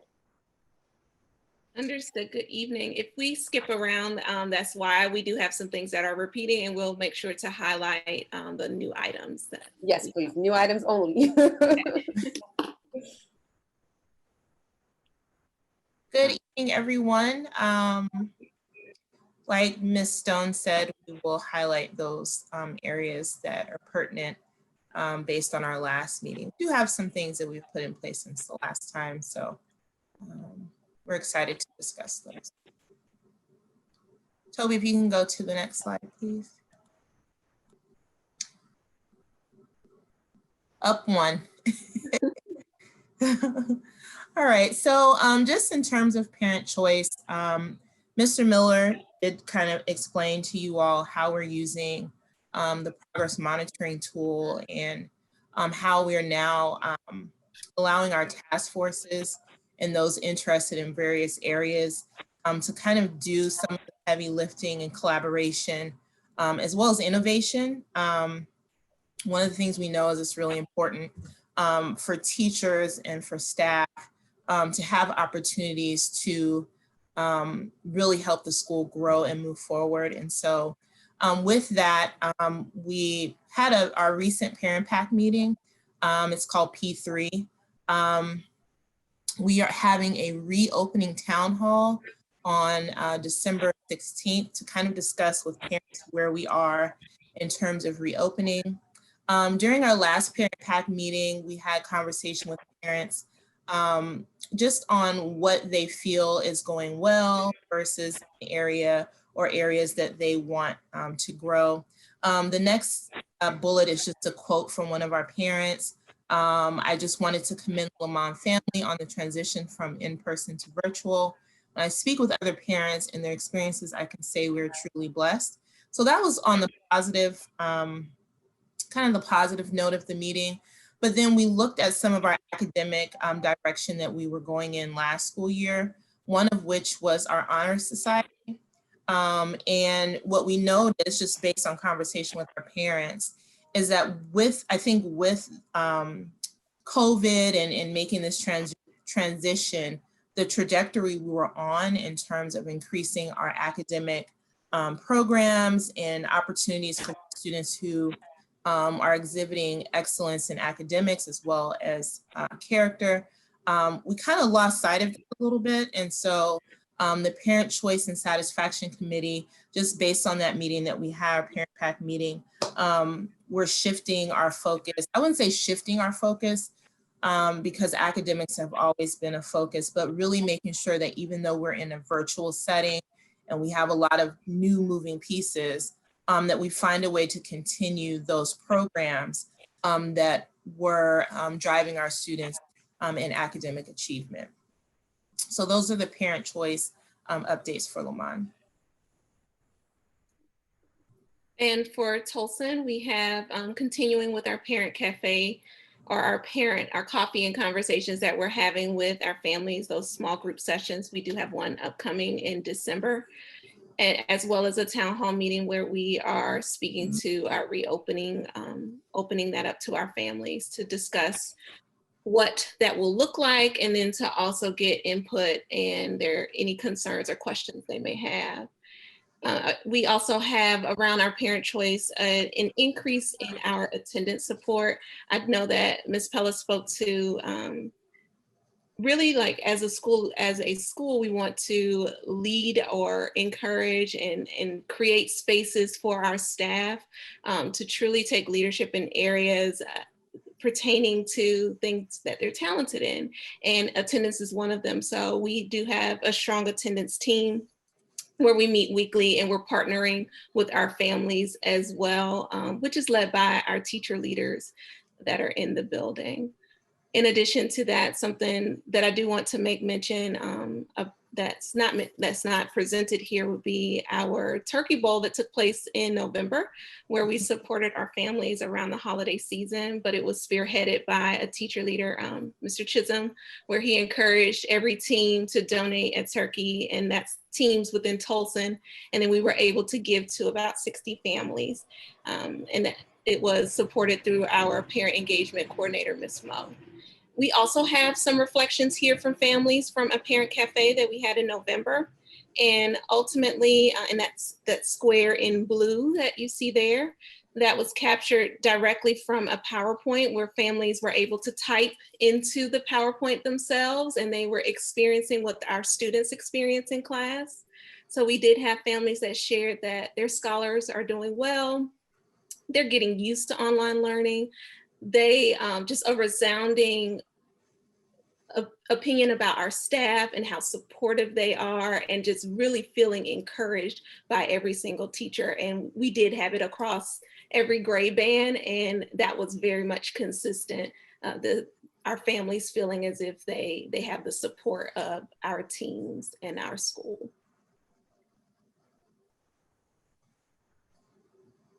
So in terms of character and school culture, what we have here is we've broken it down into two areas, scholar support and staff support.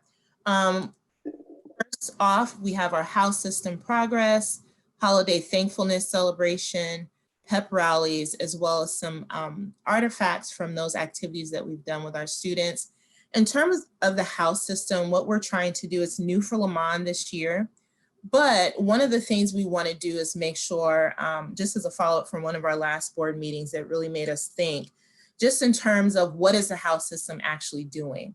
What are the numbers and what does the data say, and how is the house system assisting us in reaching our goals with our students and our families? And so Lamont has kind of taken, has steered towards a focus on attendance, as well as submission of assignments. And within the house system, there's so many things that students can get points for, but those areas where we see that we need to grow, as Mr. Miller mentioned, our attendance has decreased by about 9%. We want to use those programs in which we're engaging our students in something tangible and related to an actual growth area for us. Also, in terms of submission of assignments, we know that submission of assignments has been a struggle for some teachers. The average for submission of assignments is between 65 and 70% from K through 5th grade.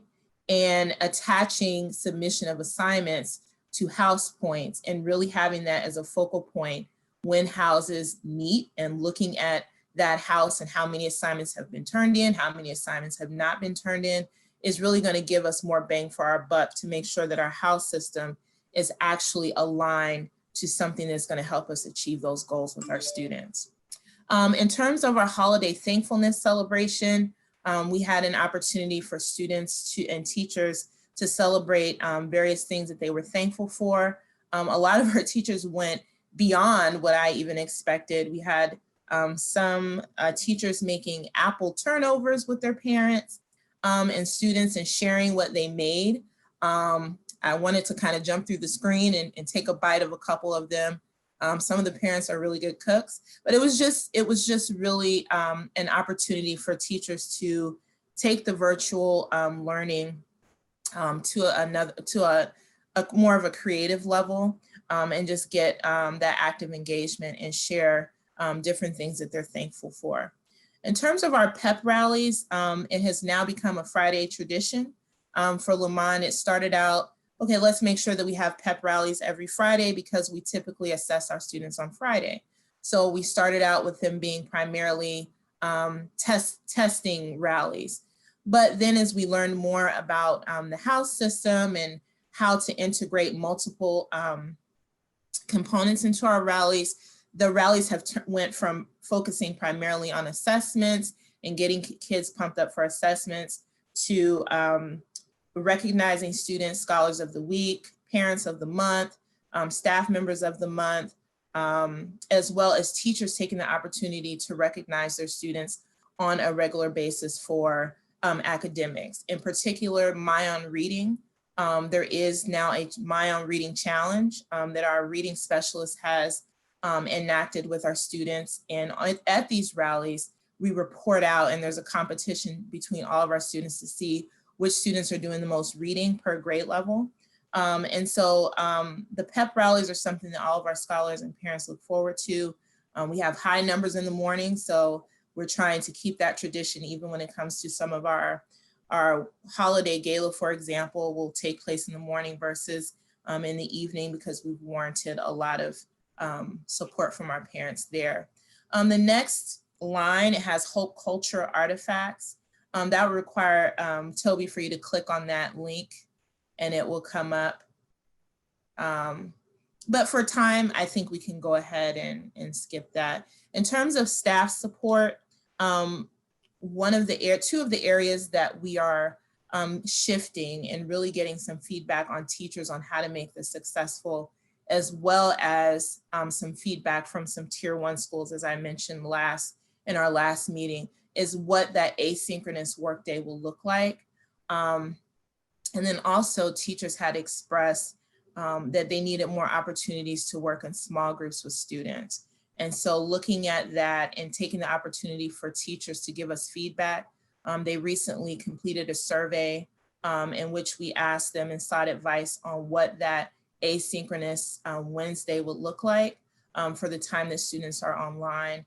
And so again, just trying to make sure that in the decisions that we're making in terms of keeping our culture, that which teachers and staff feel that they have an opportunity to collaborate and be a part of decisions, even when it comes down to our asynchronous workday, seeking advice and getting feedback from teachers as we make those final decisions on what that day will look like. The asynchronous workday will take place, will start after we've decided to begin that at the new year, just to give parents an opportunity to adjust, just to also give teachers an opportunity to adjust as well as students, and roll it out in a way that teachers, students, and families can be successful. And that is it for Lamont in that area.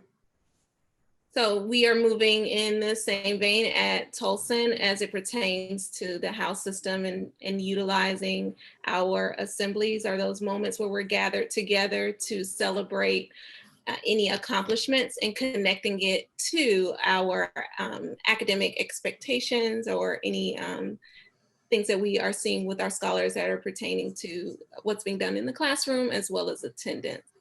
And then down, if you notice in the bottom right corner, there is a certificate there, or a sample screenshot of a certificate.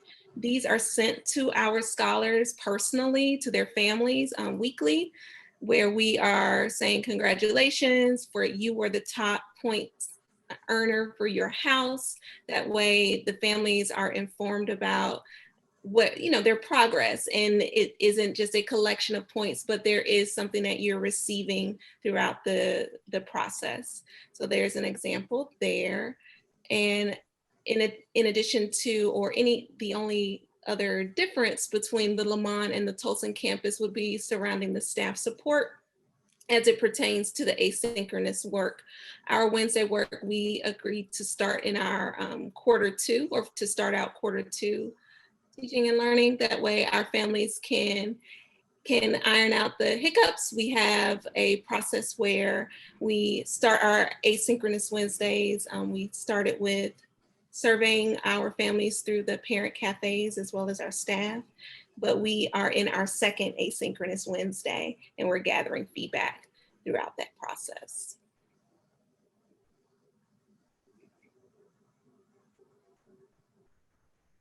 The second set of slides are for both Tolson and Lamont, where we did capture some anecdotal notes or data around our house system progress.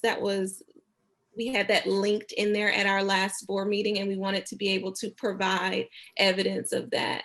So here, Ms. Pella and I both, we sent out to our staff a Google Doc where they were able to place in their name, how things are going, how they're using their house system, and then what changes that they have seen. So through those teacher reflections at the Tolson campus, we saw, or we noticed an increase in our scholars' eagerness to begin their work, especially around writing. Teachers are noticing an eagerness to share out by our scholars because of earning those house points.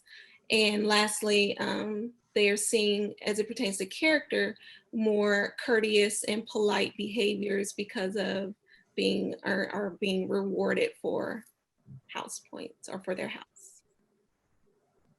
And we are currently at 0 discipline referrals, and there is a decrease in our student absences since our implementation. Great.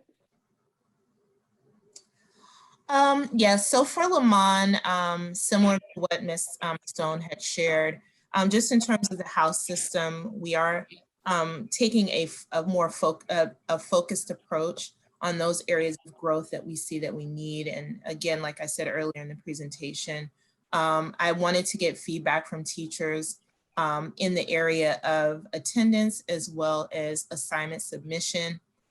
Just based on that push, how is it going?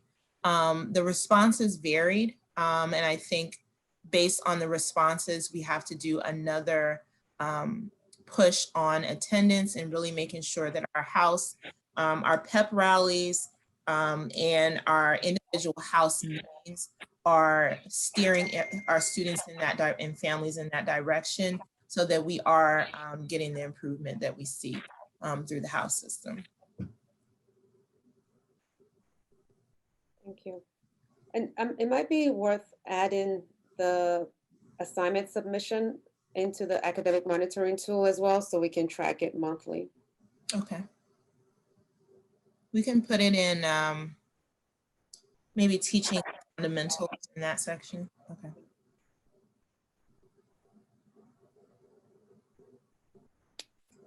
In terms of teaching and learning, in the area of growth and professional development, our latest professional development and Rise Up meeting was around video lessons, 5 types of video lessons in particular, ranging from instructional lessons to lessons, videos that give students and parents instruction.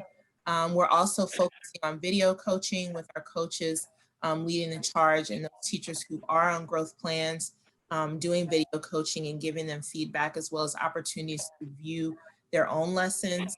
Again, focusing on modeling for teachers. One of the things that I know makes a difference, especially in the teachers that have been working on the same areas of growth for some time, is show not tell style of coaching, in which our coach is going in that direction.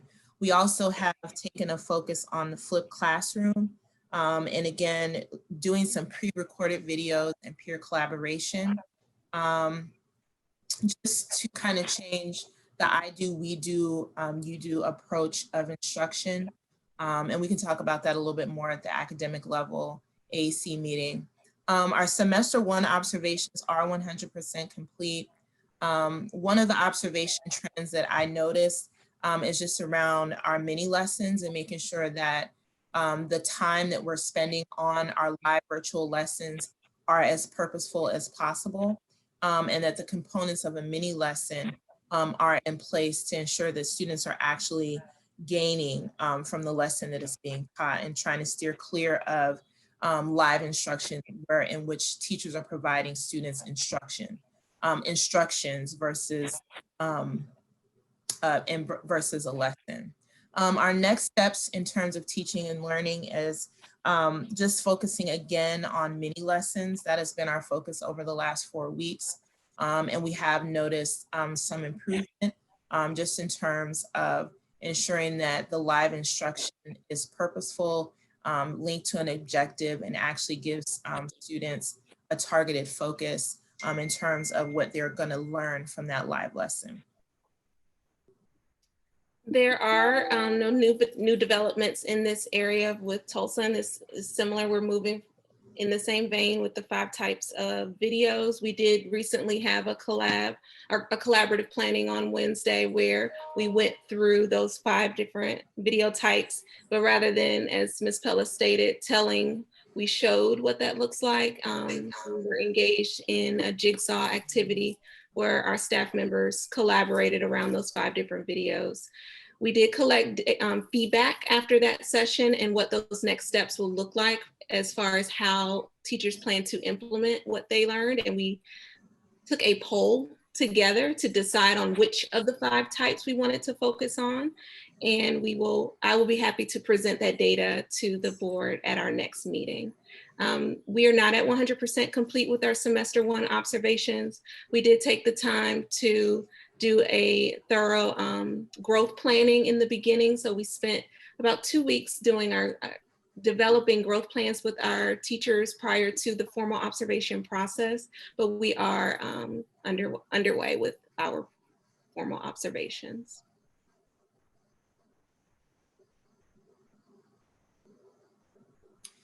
Here are just some of the things that we've captured from our education week. In particular, our students had an opportunity to dress as teachers. That was one of the themes of the day for students. And so this is just an artifact from our education week at Lamont. And the same for Tolson. And you see a little bit of writing. We did have a writing activity, and there are our kindergartners holding up "My School is the Best Because." And they also presented this almost like a gallery walk at our wrap-up assembly Friday, November 20th. We will go ahead and skip over the focus areas. We did go over those in our last meeting. We can also skip over new school development. We did talk a lot about what our shift is and our shifting our program a bit just based on the strengths of both campuses. So we can also skip that this evening.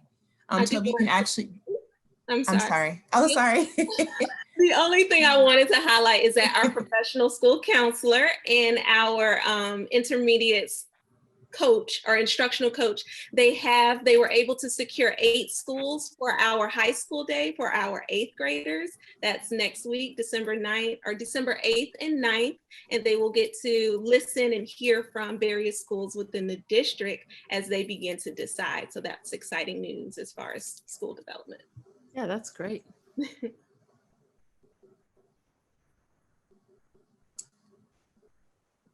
then yes. You can go to the last slide, Toby, the number 14, slide 14. So this just wraps up our Hope December events. December 17th, 12 Days of Christmas, virtual holiday gala. December 15th and 17th at 6 p.m. We have our Hope Community Public Charter School Town Hall with a focus on school reopening for our parents and families. That's great. I'm glad we're bringing parents on board to have that discussion. And that concludes our presentation for school leader updates. Any questions? Thank you. Thank you. Sped? Yes, I'm right here. Thank you, ma'am. I think the only update we need from you today is the update on the students. I hope you have slides prepared for that. The action items. Yes, the action item from last month, the update on the SPED students who did not receive packets on time. Okay, the next slide, Toby. So there were 80 students that were enrolled last year, and currently there are 74. There were 2 packets per grade level that was sent to each family. There were 8 recorded families that did not receive packets. 2 were from Tolson, 6 were from Lamont. Of those children that are still here, there are 4 children total, 3 that are currently at Lamont, and then there is 1 that is currently at Tolson. 3 of the 8 children that did not receive packets, there were 3 that were in the 6th grade that are now in 6th grade, 2 that are in 5th grade, 1 that is in grade 4, 1 in grade 8, and 1 that has been promoted to grade 9. What the LEA has done as a result of those children not receiving packets, we offered summer school not only just to the SPED children, but to all children. Of the 6 children, of the 8 children that did not receive the packets, 6 of those children decided to go to summer school. And then the other children decided to participate in office hours with additional supports. We are definitely further researching the possibility of offering work packets to children now. We have created action plans with some families to attend to that need, because some are still experiencing some technical difficulties due to having multiple children, and perhaps maybe like 5 or 6 siblings that may only have 2 hotspots that are not supporting our children. So we're making sure that we're doing asynchronous as well as synchronous opportunities for their children. Next slide, Toby. Thank you. And we initially were just only tracking those work packets through the IEPs as well as through SES, which is our OSSI database, through eligibility meetings and office hours. How we've added additional supports is we have increased and stepped up our RTI supports with weekly sunshine calls, director sunshine calls, and our RTI study halls, which we do on Wednesday, where we have small group and one-to-one supports for not only the 4 children who remain at the LEA that did not get those packets, but for all children as well.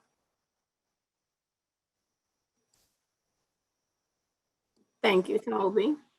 How we are closing the academic gaps. We are increasing our progress monitoring efforts by using ASQ questionnaires, Waterford Gold Book Toolkit.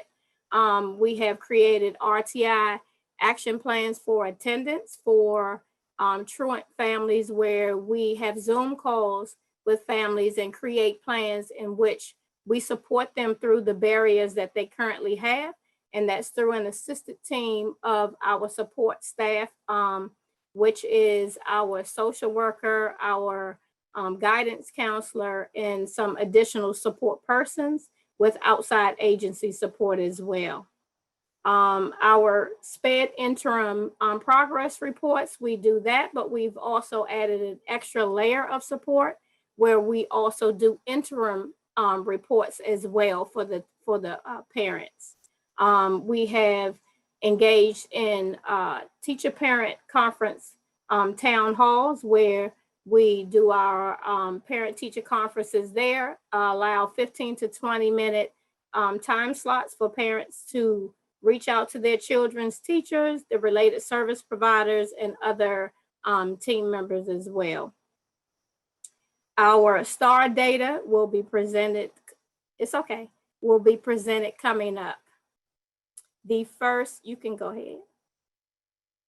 So because we know that there was an academic slide, then we have decided that there were additional supports that needed to be put in place. So we increased the efforts of RTI to give those families who are a little self-conscious about children having classifications or labels, by providing those same supports for all students as we move forward toward keeping children academically and socially successful. This is a snapshot of one of the tools that we are using to capture benchmark data. This is our EL benchmark tool that we will be using for both campuses. This, there is a little bit of data that is not there, and it's just the data that is for anonymity purposes, to not give a child's name and specific demographic information that will give personal information out.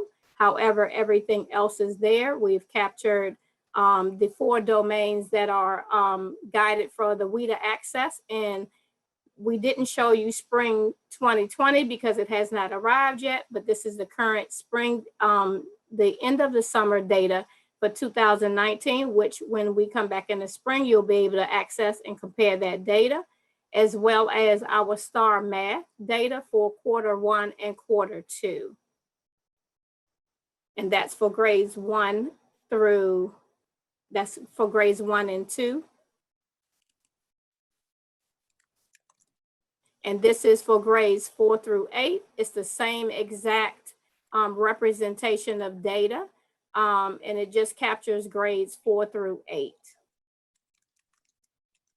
What I did notice, you can go forward, Kobe. What I did notice is what I can do or add to our chart and send to you via email is I can highlight those 4 babies, those 4 scholars that you requested the information and data on, so that you can specifically see where their data lies at this point. Yeah. Oh, I'm sorry.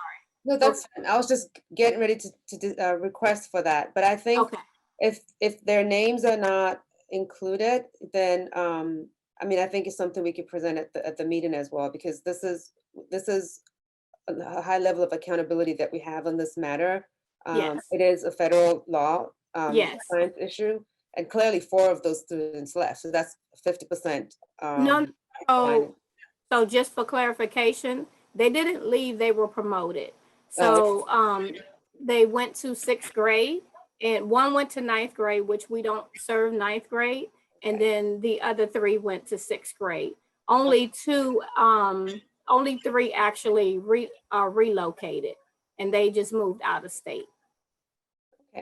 So this signifies the SPED data, benchmark data for STAR.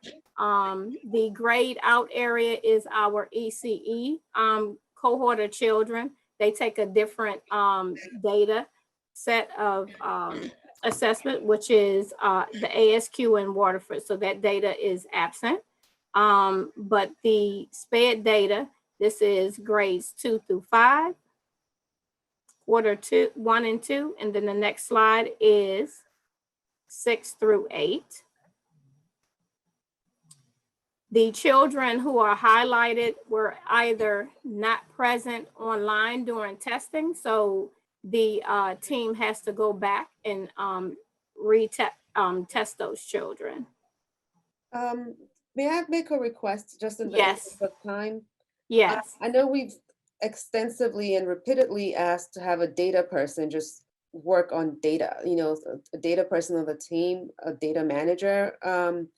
I think this data will be helpful if it's represented in the form of a graph, like that you can actually see, you know, what's happening, like the relationship between these numbers. And if I may ask of you to please help to do that. Imagine should have a data person. I think every school should have a data person. So whoever that person is, since we've requested for it multiple times, should be responsible for presenting this information in a way that's digestible and helpful for us to really capture the story that we're trying to see here. So noted. Thank you so much. Thank you. So let's make the best use of time and table this next month. Okay. Thank you. So is everything else around this data? Yeah, if everything else is around this data, let's capture it the right way and okay. Okay. Thank you so much. Thank you. Awesome. So now we're just, we're wrapping up. Do we have any other issues, business? Toby, if you don't mind projecting the minutes from last month, just to quickly look at the action items from last month.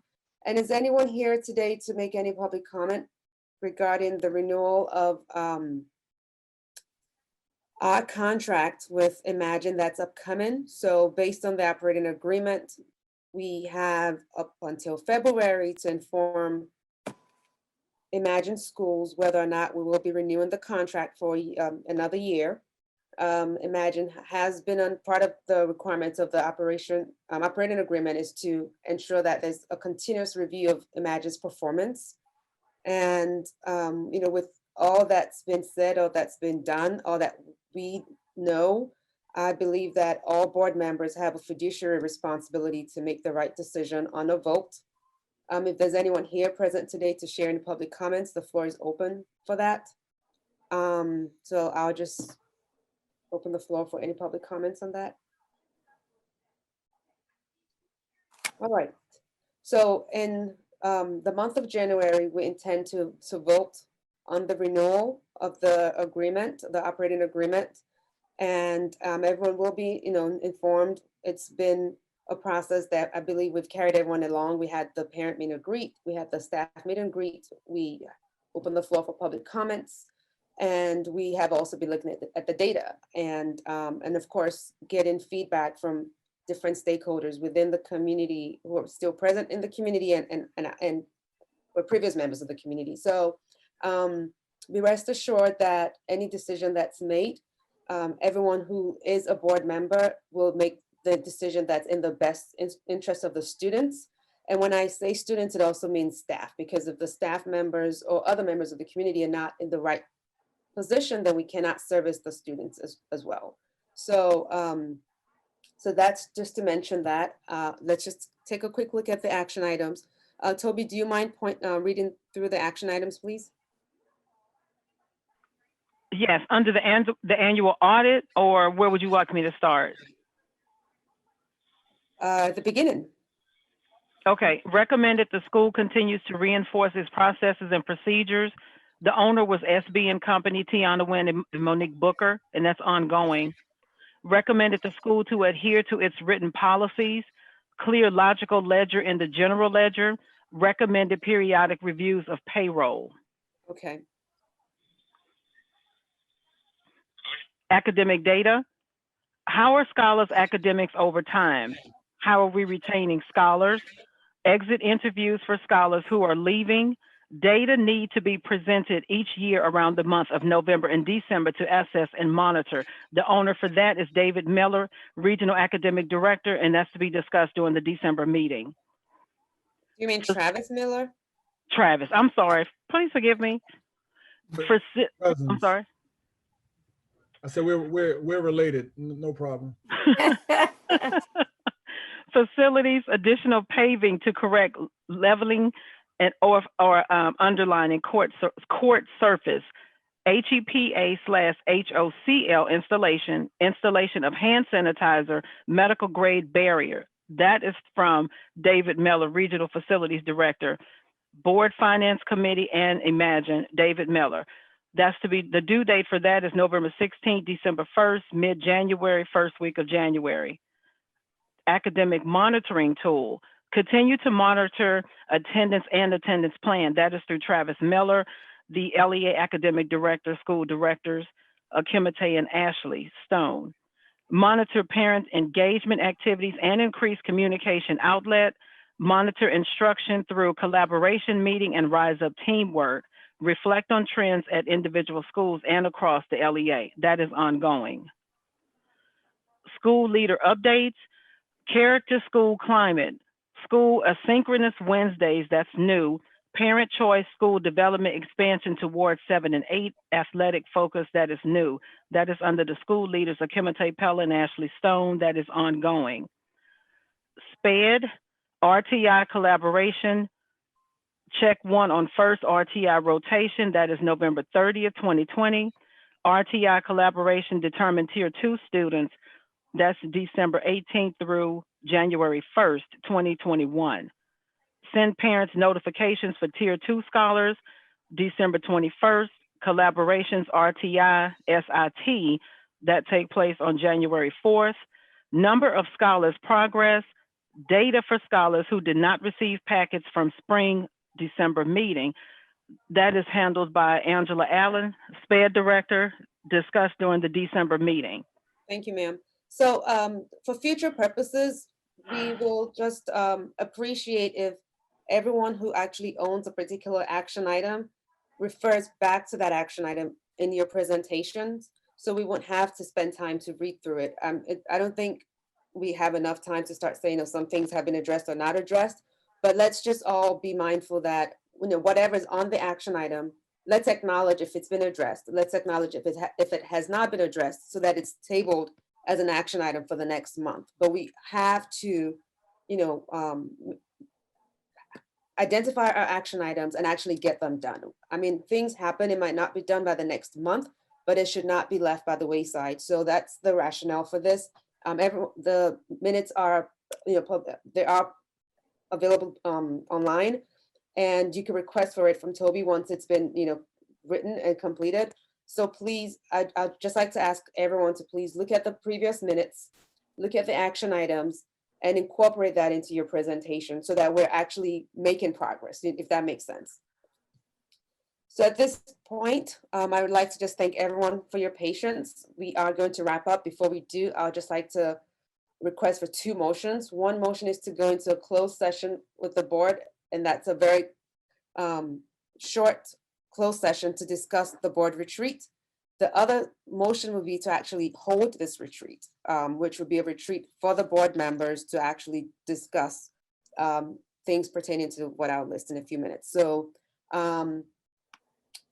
first, I would like to ask for a motion to go into a closed session of the board meeting. And I'll just put both together because at that closed session, we will discuss the plans for the retreat. So I'll just do a motion to go into a closed session and to hold the board retreat, which will be a closed meeting following the discussion of operating agreement with Imagine, and and other issues pertaining to operations. And that would allow us to meet, under section 2-575B12, which is pertaining to the training and development of members of the public and staff. So sorry, this is just long and lengthy, but I hope it just makes sense that we need to file a motion. I'll make a motion to actually have a session, a closed board session at the retreat this Saturday by Zoom at 9 a.m. from 9 to 11, and a break for an hour, and then from 12 to 2, and to go into a short closed board session just to provide the information to hold this meeting over Zoom. And it pertains to the development of the board members so that we have sufficient information to actually make an informed decision on the vote that would take place in January. So may I please have a motion for that, please?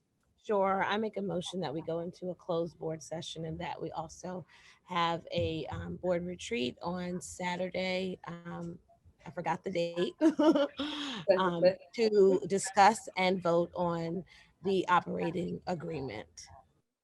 Thank you. I second the motion. This is Carrie. Thank you. May I just have a roll call of the board members still here? Rendia Harris, aye. Carrie Smith. Alteria Brown.